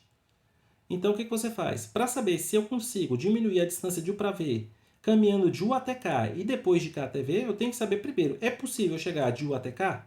Essa distância tem que ser menor que infinito. Infinito marca a não existência. E depois, estando em K, dá para chegar em V? Então tem que ser menor que infinito de novo. Vocês botando isso aqui, pessoal, vocês vão deixar de tomar WA e vão tomar assim, vários problemas que tem gente que conhece o Floyd Warshall que vai ficar tomando WA, porque na presença de arestas negativas, eu já tomei vários, acontece exatamente isso. Como eu falei, essa distância aqui é infinita. Aí daqui para cá você tem um custo negativo, aí vai dar infinito aqui, mais um negativozinho aqui, menos 1, por exemplo. Vai dar infinito menos 1. Esse aqui era infinito ainda, infinito menos 1 é melhor que infinito. Você atualiza essa distância e você fica crendo agora que essa distância existe e custa infinito menos 1, sendo que não é atingível. Então, bastante cuidado aí. De novo, porque no material não traz essa checagem, porque essa checagem aqui só se aplica quando a gente tem arestas negativas. Quando você tem arestas positivas, não é necessário. E, de novo, quando a gente está num contexto didático, isso é muito importante quando vocês estudam em livros didáticos, materiais didáticos de aula, slides de professores, provas, existe o que chama de adaptação didática, né? Você tem uma estratégia didática para ensinar o assunto é sofisticado, então isso é feito desde o seu ensino fundamental até o ensino superior. Às vezes o professor, o tutor, o autor do livro vai fazer uma concessão de pegar um caso um pouco mais simples, um caso especial, um caso particular, que amplia o entendimento naquele momento do estudante, mas que, no caso geral, quando a coisa aperta mesmo, ele não se aplica, né? Você vê que a gente começa no ensino fundamental dizendo que não é possível dividir quando o número não é múltiplo de outro. Porque o aluno nem tem ainda ciência dessa questão de divisibilidade de múltiplos. Lá adiante você fala, bem, às vezes é possível dividir e pode ter um resto dessa divisão. Então veja que um fato que era assumido até então, na verdade ele não era bem verdadeiro e existe um tratamento para aquilo. E isso vai se propagando, né? Então, na literatura, para iniciantes de Floyd Warshall, não tem esse cheque. Só no material mais avançado vocês vão achar isso. Então isso é bastante interessante aí, que até meu material anterior não tinha, mas a gente vai estudando sempre aí, melhorando. Hoje eu posso me dar esse luxo na disciplina de TEP, eu já falei isso para vocês, repito, que é uma disciplina que a gente pode dar o luxo de não fazer essas concessões didáticas de iniciante, justamente porque todo o resto da sua vida acadêmica o faça. Então você não precisa ficar tranquilo, você sempre vai ter esses atalhos didáticos aí, né? E aqui eu os removo justamente para que vocês tenham assistência, ciência que em algum momento vocês vão ter que resolver elas. Então a gente começa estudando programação com os livros, Aprende em 24 horas, Programação para Dummies. Alguns desses livros introdutórios são muito úteis para exatamente introduzir uma pessoa numa linguagem de programação, em um ambiente, em uma ferramenta. Só que à medida que você estuda e amadurece seu entendimento, você tem que largar esses livros aí e começar a procurar os livros dos autores das linguagens, os livros mais pesados, os livros que aprofundam nas características das linguagens. Chega um ponto que, quando você está estudando algoritmo, que você tem que abrir mão dos livros, mesmo livros bons como o do Corman, como o livro do Skinner, e começar a procurar os papers originais que propuseram isso aí. Leituras dificílimas, leituras muito técnicas, artigo científico chato de ler demais da conta, mas muito preciso, né? E chega o ponto que você ganha maturidade para, inclusive, corrigir os artigos científicos, corrigir os livros e observar aí pontos que passaram. Você tem maturidade tamanha para avaliar o todo, né? Então é um processo de crescimento totalmente natural que acontece aí quando a gente vai estudando algoritmos, vai estudando programação, e que todos vocês estão em alguma dessas etapas, eu também estou, né? Todo mundo está em uma dessas etapas, e a ideia é sempre ir maturando, né? Então, na medida do possível, tentem ler materiais técnicos, mesmo que sejam esses livros para iniciantes no começo, para que você vai ganhando maturidade e vai consumindo aí material cada vez mais elaborado, mais sofisticado, né? Para que você possa aí cada vez ter uma compreensão maior das coisas. Muito bem, sigamos adiante aqui depois dessa pequena interrupção aqui. Faz essa opção para vocês, que o algoritmo de... aqui, mais um erro de Ctrl+C, Ctrl+V, né? Eu tenho que parar de fazer slide baseado em Ctrl+C, Ctrl+V que dá nisso. melhor digitar. O algoritmo de Floyd-Warshall vai computar as distâncias mínimas, mas como os outros dois, não computa os caminhos mínimos em si, né? E a gente pode adaptar a mesma ideia de manter um registro dos antecessores de V no caminho de UAV. Só que agora, como eu tenho elementos bidimensionais aqui, eu estou trabalhando em todos os pares, eu tenho que guardar o antecessor do par como um todo, então vai ser uma matriz de antecessores, não mais um vetor de antecessores. Antes de eu prosseguir aqui, eu acabei olhando para o Teams e vi que tem uma mão levantada, é o Eduardo. Boa tarde, Eduardo, pode falar. Oi, professor. Sim, pode falar. Tipo, eu venho aqui lembrar da coisa de dupla Sim, do do contexto, contest. né? E Muito bem, Eduardo. também outra coisa que eu acho que na BFS 01, ela detecta ciclo? Na Porque BFS eu vi 0. um. Pode falar. Sim, o que vai acontecer? Na implementação que eu mostrei para vocês, não. Ah, Porque o que acontece? Se você tem um ciclo lá ainda mais custo zero, você vai ficar preso nela, né, Eduardo? Aí tem que fazer isso que eu aquela. percebi. E você percebeu muito bem. Aí você tem que fazer aquela adaptação que eu citei lá na hora. O que você precisa fazer? Manter um vetor de booleanos que sinaliza quando o vértice já foi processado. E quando ele já foi processado? Quando ele saiu da fila e você processou todas as arestas daquele vértice, antes de você retirar o próximo elemento da fila, você vai e marca ele como processado. Quando você retirar um elemento da fila, a primeira coisa que você faz é verificar se ele já foi processado ou não. Se ele não foi processado ainda, aí você prossegue. Se ele já foi processado, você aborta. Fazendo isso, aí você não corre risco de ficar preso num laço infinito, tá bem? Então tá faltando aí. Eu acabei não colocando, aí foi outro motivo que não justifica, né? Quando eu for mexer lá, eu até coloco. Porque eu preciso de fazer implementações que cabem exatamente 21 linhas para poder botar aqui. Na verdade, agora é 19, que eu aumentei um pouco a fonte. Então, passou 19 linhas, não cabe em um slide só, né? Aí eu acabo dando umas enxugadas aí para caber. Mas eu fiz a observação aqui com vocês, né? Depois seja até melhor botar no código lá também, para que vocês não usem aí e acabem tomando um WA ou um TLE num contest, né? Tranquilo? Tranquilo. Eu não Em- sei se tu. Eu acho que tu. Eu vi você falar, mas eu vi que você não tinha aplicado. Então, porque eu, tipo, não conheço você, achei que tava Não, não tá lá implícito mesmo, lá. não. Eu omiti mesmo, Eduardo. Tem que tomar esse cuidado aí. E o acréscimo é esse, Explícito, esse quer vetor dizer. de booleanos, tá bem? Depois eu vou atualizar e vou botar lá, vou dar um jeito de espremer lá para tornar caber uma página, mas com esse check também. Em relação à dupla, foi bom você ter me lembrado. Daqui a pouco eu vou falar como a gente vai proceder hoje em relação a essa participação em duplas. A gente vai fazer um experimento aqui junto com a turma para ver se funciona bem. Aí, se funcionar, a gente adapta isso para o nosso plano de ensino. Mas eu já falo sobre isso daqui a pouquinho. É só finalizar aqui esse conteúdo. Temos mais uma Va- participação do João Luiz. Boa tarde, João. Pode falar. Professor, o que significa isso de que o algoritmo, esqueci o nome desse que a gente tá vendo, computa as distâncias mínimas, mas não os caminhos mínimos? Tipo, É, aquela matriz que ele resulta, não é os caminhos mínimos, não? não, esse que é o ponto, João. Tem que tomar muito cuidado que a maior parte das vezes o que a gente quer quando computa um caminho mínimo não é o caminho em si, mas o curso do caminho mínimo, né? Aí com a medida que a gente vai conversando aí, vai falando informalmente, a gente usa esse termo de caminhos mínimos, mas na verdade o algoritmo aqui, quando eu calculei essa matriz aqui, deixa eu voltar aqui para todo mundo acompanhar, essa matriz que o João está perguntando é a matriz que contém os custos dos caminhos mínimos. Eu sei que é possível sair do vértice 3 e chegar no vértice 5 pagando 3 unidades. Esse é o menor custo que eu pago em termos de arestas, mas aqui não está dito para mim explicitamente qual é a sequência de vértices que eu tenho que seguir para chegar de 3 em 5 pagando 1. De 3 a 5 Ah, pagando tá, 3, entendi. tá certo? Então a sequência seria de 3 para 4, 4 para 5, não está codificada nessa matriz. Entendeu a diferença agora, João? Então eu tenho aqui o custo do caminho mínimo, mas não quem seria um caminho mínimo desse. Entendi, perfeito, Tá obrigado. certo? Aí essa adaptação que eu vou mostrar para vocês agora é uma adaptação que a gente faz em todos os algoritmos, que é por meio da inserção dessa matriz de antecessores, e essa matriz a gente vai atualizando ela sempre que há um relaxamento, a gente tem esse valor inicial para essas matrizes de antecessores, o antecessor de um vértice para si mesmo é ele mesmo. Se houver uma aresta unindo o AV, o antecessor de V é o U, é o vértice que antecede ele nessa aresta. Caso contrário, a gente bota um valor sentinela aqui, que eu chamei de não definido, que pode ser qualquer valor aí que não seja um identificador de um vértice. Se os vértices vão de 1 a n, pode ser 0. Se vai de 0 até n menos 1, pode ser um negativo, pode ser infinito. Só precisa ser uma coisa que não equivale a um vértice.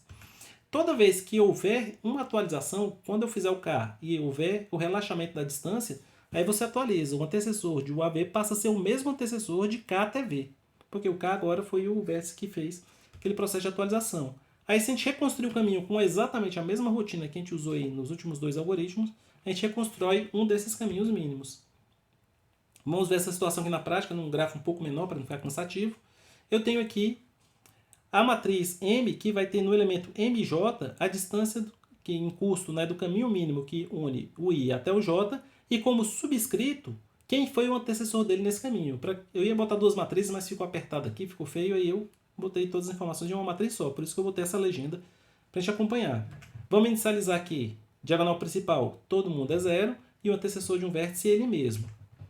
Aonde tem aresta tem os pesos, veja que é um grafo direcionado, veja que na parte inferior da diagonal inferior que eu nem, inferior à diagonal aqui, principal, eu nem tive informações. Eu tenho aqui essas arestas, esses vértices aqui, ó. Então as arestas que partem de A tem o A como antecessor, a aresta que parte do B tem um B como antecessor, e a aresta que parte de C tem um C como antecessor. Muito bem. Os demais são todos infinitos e o antecessor é indeterminado, por isso que eu usei um tracinho aí. Rodando a primeira interação do Floyd-Walsh usando o A como vértice intermediário, eu não vou ter nenhum ganho. Usando B como intermediário, eu agora diminuo a distância de A para C. De A para C era 4, passou a ser 3, passando por aqui. Por aqui, vejam vocês que nesse momento, se eu quisesse resgatar esse caminho mínimo de A para C, o que eu faço? Eu teria que pegar o antecessor aqui. Quem é o antecessor? No caso é B. Então, a distância de A para C. O antecessor é B. Então, eu teria que caminhar de C até B. E quando eu chegasse em B, a distância de A para B, o antecessor de B é A. Então, B para A. E reconstruir o caminho. Usando o C como intermediário, eu melhoro as distâncias de A para D e de B para D também. E usando agora o vértice D, eu não ganhei nada. Para poder reconstruir esse caminho, que custa 8 unidades de A para D, eu vou lá de A para D, custa 8, o antecessor do caminho que termina em D é o C. Então, eu tenho a aresta CD fazendo parte desse caminho. Tá vendo? É o antecessor de AD e o próprio D. Quando eu cheguei no C, agora eu venho de A a C aqui, eu tenho que pegar o antecessor que é B, então uma aresta partindo de BC. Chegando em B, eu tenho uma aresta BA. Então eu reconstruo o caminho que vai ser ABCD, que tem custo 8 e me leva de A para D. Para construir isso, a diferença é que eu tenho que modificar o Floyd-Walsh, agora ele vai retornar para mim um par de vetor de vetores, perdão. Primeiro vai ser as distâncias que eu inicializei aqui, e os antecessores eu inicializei da mesma forma, usando como sentinela o próprio infinito. Inicialmente, a distância de um nó para ele mesmo é o U, e o antecessor de um nó é ele mesmo. Se eu tenho uma aresta unindo U para V com custo W, a distância de U para V é W, e o antecessor de U do caminho que leva de U para V é o próprio U. Muito bem, aplicando o algoritmo de Floyd-Walsh, aqui fica um pouco mais sofisticado, porque eu tenho que detectar se houve realmente a melhoria da distância. Se a distância diminuiu, eu boto esse valor novo da distância aqui e atualizo o antecessor. O antecessor do caminho que vai de U até V é o mesmo antecessor do caminho que vai de K até V, porque esse caminho é a perna final aqui. Então é o último que antecede aqui o V nesse caminho. Retorno ambos e eu posso passar os antecessores computados pelo Floyd-Walsh para essa rotina que reconstrói o caminho. O caminho agora vai ser sempre no sentido de arestas. Eu venho de trás para frente do V para o antecessor aqui, de U até V, e depois o V passa a ser esse próximo antecessor e eu vou voltando até chegar no próprio U. Isso é preencher o caminho em ordem contrária, eu aplico um reverse e retorno. É bem parecido com o que a gente já fez antes. E é legal que eu já tinha dito sobre a identificação de ciclos negativos que a gente viu no Bellman-Ford, e o Floyd-Walsh também me permite detectar ciclos negativos. Como é que a gente faz isso? Quando a gente bota que a distância de U para U é zero, isso só pode ser feito, eu falei aqui na maior parte das vezes, mas não em todas, e sinaliza que o grafo não tem alto loop. Pode ser que um grafo tenha um alto loop e o custo de chegar num vértice em si mesmo seria 4, por exemplo. Aí você fala, professor, mas isso não faz sentido nenhum. Imagina que você está num processo de viagem e você tem um custo da passagem do vértice para o outro. Aí você fala, legal, então se eu estou numa cidade, eu não pago passagem. Mas pode ser que esse alto loop de A para A seja o custo de uma diária de permanecer naquela cidade. Caso você opte por não viajar, você tem que pagar um hotel, então o custo vai estar associado aí. Então, se não tem auto loops, a gente bota 0 lá. Tendo auto loops, aí a situação é outra. Mas a maior parte dos gráficos que a gente trabalha são simples, não tem auto loops. Não tendo auto loops, a gente pode usar o Bellman-Ford para identificar o ciclo negativo de que maneira? Um ciclo negativo significa que eu pego uma sequência de vértices que eu tenho um ponto de partida, faço o ciclo e volto para esse mesmo ponto de partida com curso negativo. Então, imagine que o ciclo passa por U. Então, seguindo o ciclo, eu vou de U para U com curso negativo. Então, essa distância de U para U se torna menor do que zero. Então, se eu rodar o Floyd-Walsh, quando eu terminar de olhar o algoritmo, aquela matriz que eu estava trabalhando aqui com vocês, a gente mostrou agora há pouco, a diagonal principal dela vai ter pelo menos um elemento negativo. Então, um elemento negativo, com curso negativo na diagonal principal, significa que existe um ciclo negativo e que aquele vértice faz parte desse ciclo. Então, todos os vértices envolvidos em um ciclo negativo vão terminar com essa distância menor do que zero. Então, veja que é legal que no caso lá do Belmont-Ford eu tinha que literalmente duplicar código, né? Fazer uma passada a mais para poder checar a presença de um ciclo negativo. Aqui eu não preciso alterar o Floyd-Walsh, eu só preciso pegar a matriz de distâncias que ele computa e ver se eventualmente apareceu um valor negativo na diagonal principal. Então vejam vocês que a implementação da função que detecta a existência ou não de ciclos negativos é uma implementação do Floyd-Walsh. Aqui eu encurtei um pouco para poder na inicialização ficar um pouco mais rápida, né? Se o U é igual a V, eu inicializo com zero, senão com infinito, então já o zero e infinito foi ao mesmo tempo. Preencho as adjacências, até aqui é Floyd-Walsh, até aqui não tem nada novo. A diferença é isso aqui, ó. Passo em todos os elementos da diagonal principal, algum deles é negativo, retorna verdadeiro. Esse grafo tem ciclo negativo. Para finalizar, então, eu trouxe aqui mais dois problemas para a gente estudar aqui e verificar como é que essa coisa toda funciona em relação a todos os pares ao mesmo tempo. Esse algoritmo é muito aplicável em situações onde é que você tem problemas de distância mínima, você tem várias perguntas e o ponto de partida e de chegada em cada pergunta pode ser diferente. Então, melhor do que usar um algoritmo que tem fonte fixa várias vezes, é você rodar o Floyd-Walsh ou deixar pré-computado todas as distâncias e a partir daí você responde as perguntas imediatamente consultando a matriz de distâncias. Então, vamos ver aqui. Eu resolvi o problema 1 e 4, o do Codeforces e o do V para vocês. São ambos problemas interessantes. De novo, o Codeforces é mais um problema de V1. Vamos ver porque eu trouxe, né? E vamos começar pelo do UVA, que é um pouco menos sofisticado, mas a gente já parte pelo Codeforces. Oi, João, pode falar. Professor, não sei se eu perdi, mas você falou sobre a complexidade do algoritmo? Sim, falei sim, João. Vou até voltar aqui para a gente relembrar e destacar. Como eu falei, o legal dele é que ele é mais barato do que rodar N vezes o Dijkstra, né? Então ele é proporcional ao cubo do número de vértices, tá bem? Tá, tipo, se ele é mais barato, se ele é mais barato rodar do que N vezes o Dijkstra, Isso. se eu fizesse, em vez de ter uma matriz com todos os vértices, entendeu? Vamos supor que eu quero só o vértice.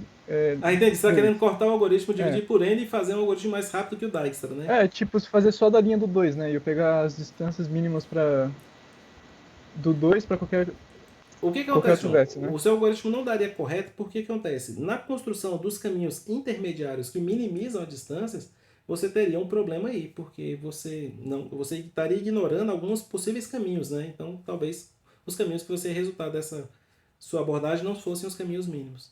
Então, tem que tomar cuidado aí com essa abordagem que ela não seria verdadeira, né? Então, para fazer uma instância, uma fonte de mais, aí sim você usa o Dijkstra. Agora, múltiplas fontes, para múltiplas chegadas é bom usar o Floyd-Walsh. Deu para entender a ideia? É porque, de novo, Entendi. Ele você precisa que use todos os vértices, né? Tipo, Exatamente. mesmo que Esses caminhos intermediários é engraçado que ele parece um ADP, mas não é bem um ADP, e é por isso que ele nem tem uma propriedade que a gente acha que ele tem, que ele não minimiza, por exemplo, o número de arestas no caminho. E não quer dizer que a cada iteração o caminho aumentou só em uma aresta. Às vezes você funde um caminho de tamanho 2 com um caminho de tamanho 2 com um caminho de tamanho 4 na terceira iteração. Então, para você manter o registro direitinho, tem que fazer a ADP mais aberta, né? Para você manter essas atualizações mais controladas. Então, como a gente não enxerga ADP, não fica bem claro como ele funciona.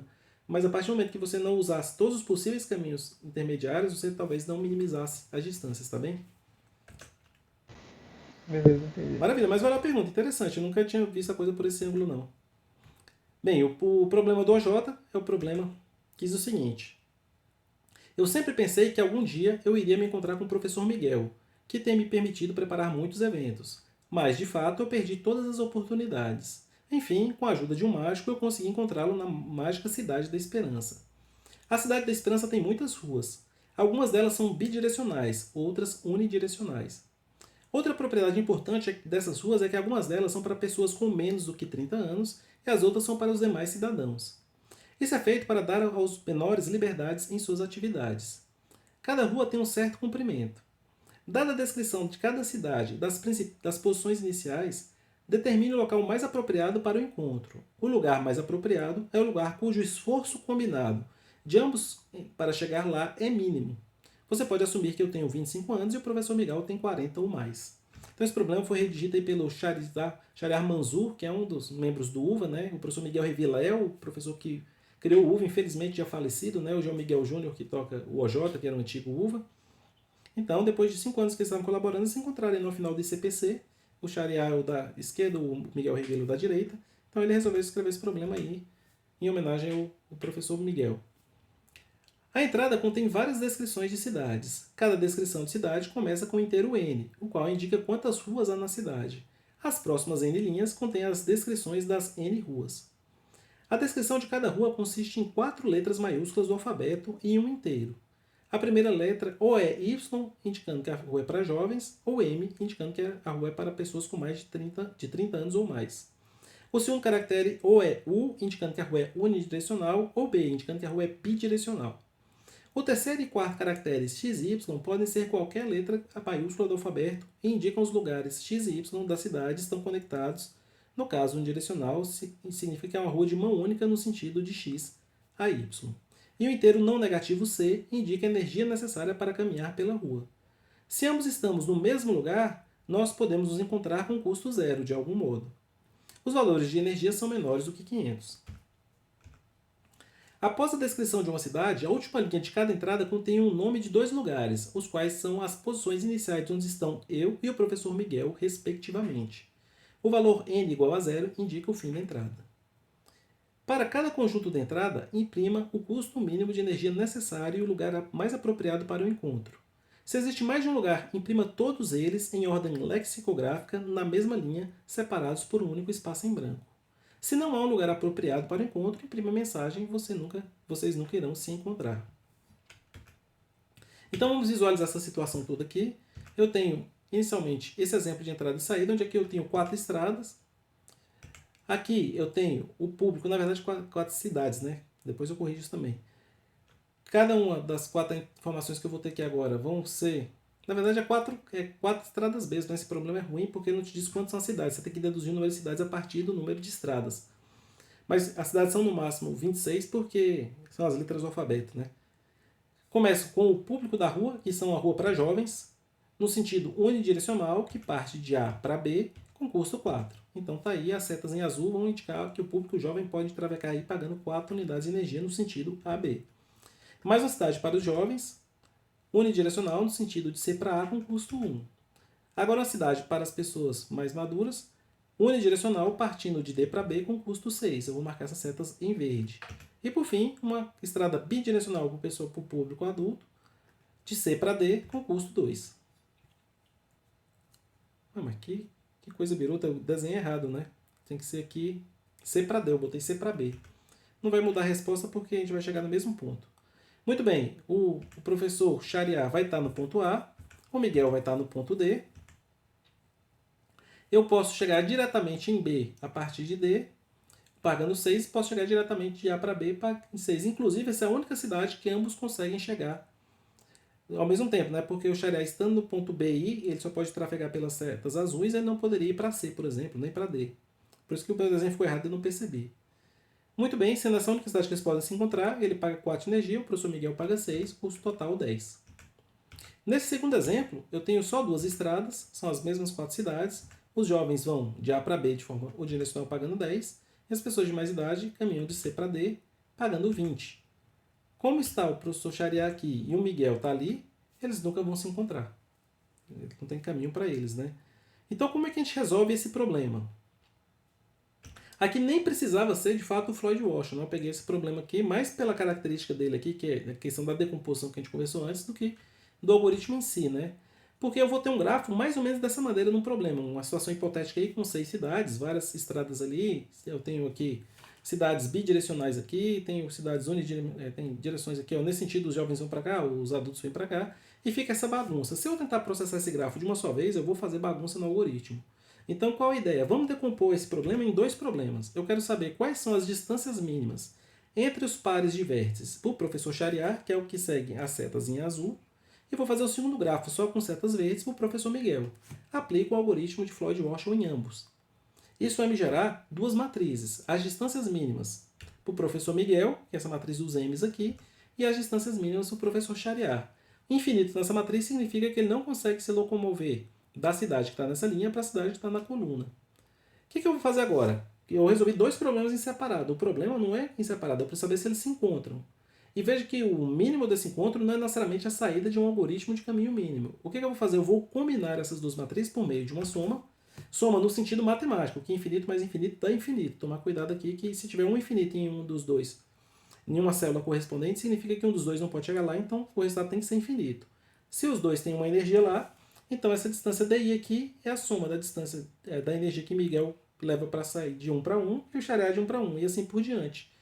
Depois que eu calcular essa matriz, aí sim, o menor elemento dessa matriz aí é o ponto ideal de encontro. Se eu tenho vários elementos aí que são apontapacidades que tem esse ponto aí de mínimo, eu tenho que registrar elas conforme o problema pediu. Então, tem aqui uma implementação padrão do algoritmo Floyd-Warshall. Não tenho arestas negativas. Veja que eu não botei aquele if lá. Ó. Não fez falta, não fez diferença.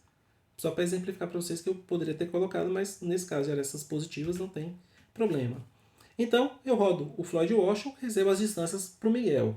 Eu rodo o Floyd-Warshall e tenho as distâncias para o professor Xareá e para o Miguel. Então, Miguel e Xareá. Os custos mínimos aqui, o custo mínimo para se encontrar inicialmente é zero, e aqui é um vetor do que contém as cidades que eles deveriam ir.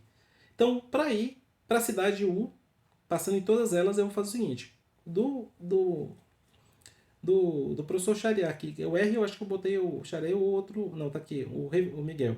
O Miguel saindo do ponto R para U foi infinito. A distância do Xareá saindo de M para U foi infinito, significa que algum dos dois não chega em U, pula esse caso. Caso contrário, o custo é a soma de Miguel e de R para U e do Xareá e do M para U. Se esse custo é menor que o custo mínimo que eu vi até agora, se é maior, perdão, não faço nada. Se for exatamente igual, aí eu adiciono essa cidade como um destino possível. Se é estritamente menor, é porque então eu vou atualizar o menor custo e o meu vetor que contém as cidades que têm custo mínimo vai ser atualizado para ter a cidade U. E veja que eu estou retornando um único vetor, estou deixando o custo mínimo como primeiro elemento e as cidades do segundo em diante.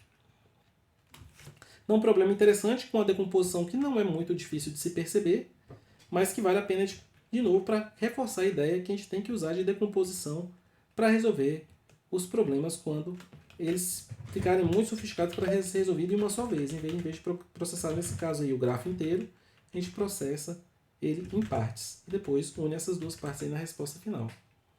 Por fim, o último problema de hoje, que é mais um de V1B do Codeforces, do round 179, é o Greg e o grafo. Professor, Oi, Enzo, pode falar. esse daí também dá para fazer com o Dijkstra, né? Que em vez de rodar o Floyd-Warshall. Poderia sim, o Enzo, porque o ponto de partida do Miguel e do Xareá nesse problema são fixos. Então eu poderia ter usado um Dijkstra em ambos ali, em vez de fazer uma matriz, fazer um array para cada um, né? Quando eu li esse problema, eu li rápido, eu ler o problema rápido. Eu tinha entendido que do problema ia haver uma possível variação deles, né? E acabei usando o Floyd-Warshall. Né? Depois que eu vi isso, eu já tinha desenhado aquele grafo, tinha desenhado aquele negócio. Falei, não, aí me deu dó de mudar isso tudo aqui de novo. Daí eu falei, os sliders dão um trabalho de cão, né? Se eu tivesse prestado atenção nisso antes, eu tinha botado um Dijkstra, né? E teria botado ele como exemplo de Dijkstra, porque eu queria mostrar, no fim das contas, a decomposição, né? Mas caberia sem dúvida nenhuma. O Floyd-Warshall é um exagero, mas um exagero que não me custa muito, porque o grafo vai ter no máximo 26 vértices, porque cada vértice está associado a uma letra do alfabeto, né? Então, em termos de complexidade, não me impactou. Mas foi uma desatenção na leitura que acabou me custando, né? Num contexto, isso podia ter me custado um TLE, né? Porque se o grafo for grande o suficiente, aí não dá para rodar o Floyd-Warshall, né? Mas é isso. Tranquilo, era só um comentário. Não, fez bem. Realmente você tem razão. Obrigado pela participação, Enzo. Sigamos aqui com o problema que esse aqui é bem interessante mesmo. Greg tem um grafo ponderado composto por n vértices. Nesse grafo, qualquer par de vértices distintos tem uma aresta entre eles em ambas direções. Então veja que isso aqui é um grafo completo. Então tem arestas entre todos os vértices. Greg ama brincar com o grafo e agora ele inventou um novo jogo. O jogo é composto por n etapas. Na iésima etapa, Greg remove o vértice xi do grafo. Quando Greg remove um vértice, ele também remove todas as arestas que chegam ou partem desse vértice. Antes de cada etapa, Greg quer saber a soma dos custos dos caminhos mínimos entre todos os pares de vértices restantes. O caminho mais curto pode passar por qualquer vértice restante. Em outras palavras, se D, I, V, U é o custo mínimo do caminho entre os vértices V e U no grafo antes da exclusão do vértice XI, então Greg quer saber o valor da seguinte soma: V, o V diferente de U, D e VU. Eu esqueci de traduzir a última frase ali. Ó. Ajude o Greg a imprimir o valor requerido da soma antes de cada passo. Então, um problema interessante é que ele é bem direto e esses são os problemas mais difíceis. Né? Ele não tem dificuldade de entendimento. Eu tenho um gráfico completo. Ele quer, a cada etapa do jogo dele, saber a soma dos custos mínimos entre todos os pares. Opa, custo mínimo entre todos os pares, não precisa pensar. Floyd Warshall, até porque o número aqui me permite, 500. Um algoritmo cúbico, 400, 500, 600, dá para processar. Então, eu rodo o Floyd Warshall, somo isso, imprimo, excluo o vértice ali, vou lá nas adjacências desse vértice, tiro as arestas, tiro tudo ali, rodo o Floyd Warshall de novo, imprimo. Isso daria certo se eu não tivesse que usar o Floyd Warshall n vezes, que aí deixa de ser n cubo para ser n à quarta potência. N à quarta potência, isso daqui vai dar 625 vezes 10 à oitava, na casa de 6, 10 a décima, ou seja, TLE. Vamos ver como é que a gente vai resolver isso. A primeira linha contém o inteiro n, que vai de 1 a 500, que é o número de vértices no grafo. As próximas n linhas contêm m inteiros cada. A matriz de adjacências do grafo, o j-ésimo número da iésima linha, a ij, que vai de 1 até 10 a quinta, os pesos aí, na diagonal principal é 0, não tem auto loop, representa o peso da aresta que vai do vértice I ao vértice j. A próxima linha contém n inteiros distintos, o x1, x2, xn, os vértices que Greg apagará. Veja que o Greg vai apagar um por um todos os vértices do grafo. Na saída eu quero n inteiros. Qual era a soma dos pesos das distâncias mínimas, os custos das distâncias mínimas antes de apagar o vértice xi? Vamos olhar aqui um exemplo que eu peguei lá no caderno de problemas para a gente visualizar isso. Eu tenho dois vértices, 1 a 2.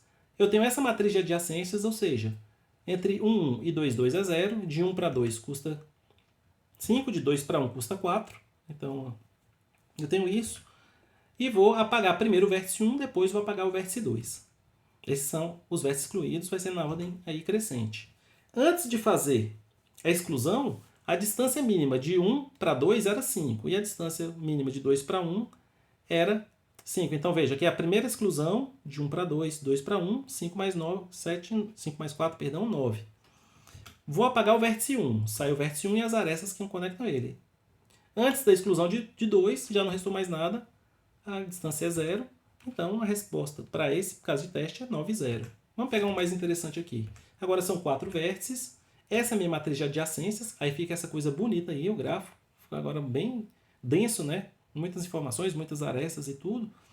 E se eu rodar, antes de rodar aqui o Floyd Warshall, eu vou apagar o vértice 4, depois o 1, o 2 e o 3. Antes de apagar alguém, rodo o Floyd Warshall e as distâncias mínimas são essas daí. Quando eu somo todos os elementos dessa matriz, a soma deu 17, que é o primeiro número da resposta. Aí eu tenho que apagar o 4. Sai o 4 e todas as arestas que partem ou chegam no 4. Opa, agora restou esse grafo aqui com 1, 2 e 3, as arestas restantes. Veja que depois de fazer essa exclusão, quando eu rodo o Floyd Warshall de novo, veja, ninguém chega e ninguém sai do 4. Aí ficou essa submatriz aqui. Naturalmente eu não vou somar esses infinitos aqui. Esse infinito aqui marcando que não é mais possível. Essa submatriz 3 por 3 aqui, a soma desses elementos é 23. Agora eu vou excluir o vértice 1, sai todos esses vértices, sobra agora 2 e 3. Essa submatrizinha aqui dentro, que vai dar 404 a soma. Quando eu excluir o vértice 2, aí resta o único vértice, vai ser sempre acontecer aí que na última etapa a soma vai dar 0. Eu só consigo chegar de 3 no próprio 3. A soma dá 0. A saída é essa, 17, 23, 404 e 0. Agora, como é que resolve esse danado desse problema? Ele adivinha um B, não é à toa, né? Se você rodar o Floyd Warshall todas as vezes que você excluir um vértice, você fazer o processo de exclusão, cada vértice exclui uma vez, cada aresta uma vez. Nem o processo de exclusão que é caro, o problema é rodar o Floyd Warshall de novo. Então, para resolver esse problema aqui, não posso me dar o luxo de fazer isso. Então, veja que remover as arestas de um vértice, numa matriz de adjacências, aí você tem que pagar custo linear. Eu tenho que fazer o Floyd Warshall em cada uma das etapas e na quarta TLE. Deixar isso registrado para a gente não esquecer. De onde vem a nossa solução? A gente tem que entender exatamente como é que o algoritmo de Floyd Warshall funciona. Se você sabe que existe, para que ele serve e usa, não quer dizer que você entenda exatamente o mecanismo interno do Floyd Warshall. E que mecanismo interno é esse? Toda vez que eu uso K, eu estou permitindo que as distâncias sejam relaxadas usando o vértice K como vértice intermediário. Os vértices que já foram usados como intermediários permanecem disponíveis e o K entra como nova possibilidade de rota lá no meio. Então a gente faz isso na ordem crescente de 1 até n, que para o algoritmo, para a corretude dele, só precisa, a demanda é que passem por todos, não necessariamente em alguma ordem. Então a gente vai para a ordem mais natural, que é a ordem crescente. Mas se eu observar que nesse algoritmo aqui eu tenho uma exclusão dos vértices não necessariamente em ordem crescente, eu posso pensar em sentido oposto. Eu vou começar com um grafo vazio. Em vez de excluir os vértices, eu vou colocar os vértices. Eu vou no sentido contrário. Aqui, como eu fiz uma animação para vocês no test case, vai dar para observar fácil o que eu quero fazer aqui. Então eu vou partir do vértice que restava só o 3. Aqui a soma é 0. Quando eu inserir o 2 no grafo, eu vou voltar em sentido oposto, inserir o 2 no grafo, então agora eu posso habilitar o 2 como o vértice intermediário e agora pegar as instâncias que envolvam somente os vértices 2 e 3 e faço a iteração e acho a resposta. Depois eu venho e incluo o vértice 1 e depois vou e incluo o vértice 4. Então eu vou resolver de trás para frente, em vez de excluir os vértices, na verdade eu vou somar os vértices, no sentido que eu vou habilitar aquele vértice ser um ponto de relaxamento. Então veja que é normal que as distâncias vão diminuindo aqui no sentido oposto, porque toda vez que eu habilito um vértice eu posso ter distâncias potencialmente menores. Aí como eu vou rodar o Floyd Wash uma única vez, a complexidade é cúbica e passa tranquilo. Então vamos ver aqui a minha solução. Eu pego os vértices da entrada e inverto eles. Eu vou fazer na ordem contrária, por isso que eu dei um reverse. Preencho a matriz inicial aqui do Floyd Wash conforme ela é preenchida. Como a entrada já me dá essa matriz corretamente preenchida no Floyd Wash, porque tem diagonal igual a 0 e todas as arestas preenchidas adequadamente, eu simplesmente faço uma cópia aqui no meu vetor de distâncias em relação ao input original.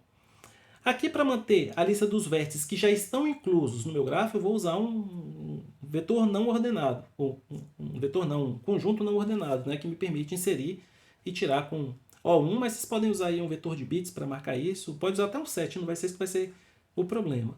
E vou guardar aqui no meu vetor minhas respostas. Então, para cada vetor x, eu marco ele como incluso, ele vai para minha marcação de vértices inclusos, e estão vendo aqui, são os últimos 2 for do Floyd Wash. Eu estou usando o x como aquele K, como vértice intermediário. Eu tento relaxar as distâncias, e aqui eu tomei um WA, pessoal, que eu entendi essa ideia. E tomei um WA por quê? Porque na ANSI, de novo, essa frase é muito famosa na computação, né? A raiz de todos os males é a otimização prematura, né? Na ânsia de tornar o algoritmo mais eficiente, eu só relaxava as distâncias dos vértices inclusos no set. E isso dá WA. Por quê? Porque mesmo que eu não esteja ainda permitido a usar os demais vértices que não foram inclusos, aquele vértice intermediário naquele momento do relaxamento, é o que eu estava conversando agora há pouco com o João, ele tem que estar disponível para relaxar todas as distâncias, porque se eu não faço isso agora, eu não vou fazer no segundo momento, aquela distância pode ser não pode ser mais a distância mínima, uma distância, mas não necessariamente a mínima. Então, mesmo que eu não vá totalizar eles agora, eu atualizo como se fosse uma rodada completa do Floyd Wash passando em todos os pares. Uso o x como intermediário e agora sim, quando eu for totalizar a soma que vai para a resposta, aí eu vou somar apenas se o u e o v ambos estão dentre os inclusos. Bem, tanto o u e o v já estão permitidos, então a distância é contabilizada, caso contrário, um dos dois estiver fora, é 0, e eu boto essa soma no final. Como eu computei de trás para frente, eu preciso reverter aqui também, inverter o vetor da resposta para retornar. Então veja que a solução em termos de código é até tranquila. É um problema de V1 que você resolve aí com menos de 40 linhas, né? 2 slides meus tem que dar menos de 40 linhas, vai dar 30 e poucas aí. Não é difícil, mas tem que ter essa compreensão profunda do algoritmo. Você tinha que compreender o que significa essa etapa de relaxamento do Floyd Wash, né? Então quer dizer que eu posso fazer na ordem arbitrária? Posso. Não precisa ser a ordem crescente. E toda vez que eu habilito um caminho, eu potencialmente diminuo as distâncias, porque dentro das distâncias já estabelecidas, esse vértice entra como um possível atalho. E se eu usar esse atalho? Bem, se ele não me ajudar, paciência, se mantém o que eu já tenho. Mas se ele me ajudar, eu encurto a distância. Então, quando você fez, só para finalizar isso, da iteração do k igual a 1 até o k igual a 10, isso significa que, naquele momento, se você desse um break e interrompesse o algoritmo Floyd Wash, você teria as distâncias mínimas entre os pares de vértices do grafo 1, cujo caminho entre U e V contém somente no caminho dos vértices intermediários, exceto U e V, todos os vértices intermediários que estão no caminho que une U até V, esse caminho só tem vértices que estão entre 1 e 10. E por isso que quando esse caminho intermediário pode aparecer absolutamente qualquer um, você passou todos os N vértices, então você tem todos os caminhos possíveis já avaliados.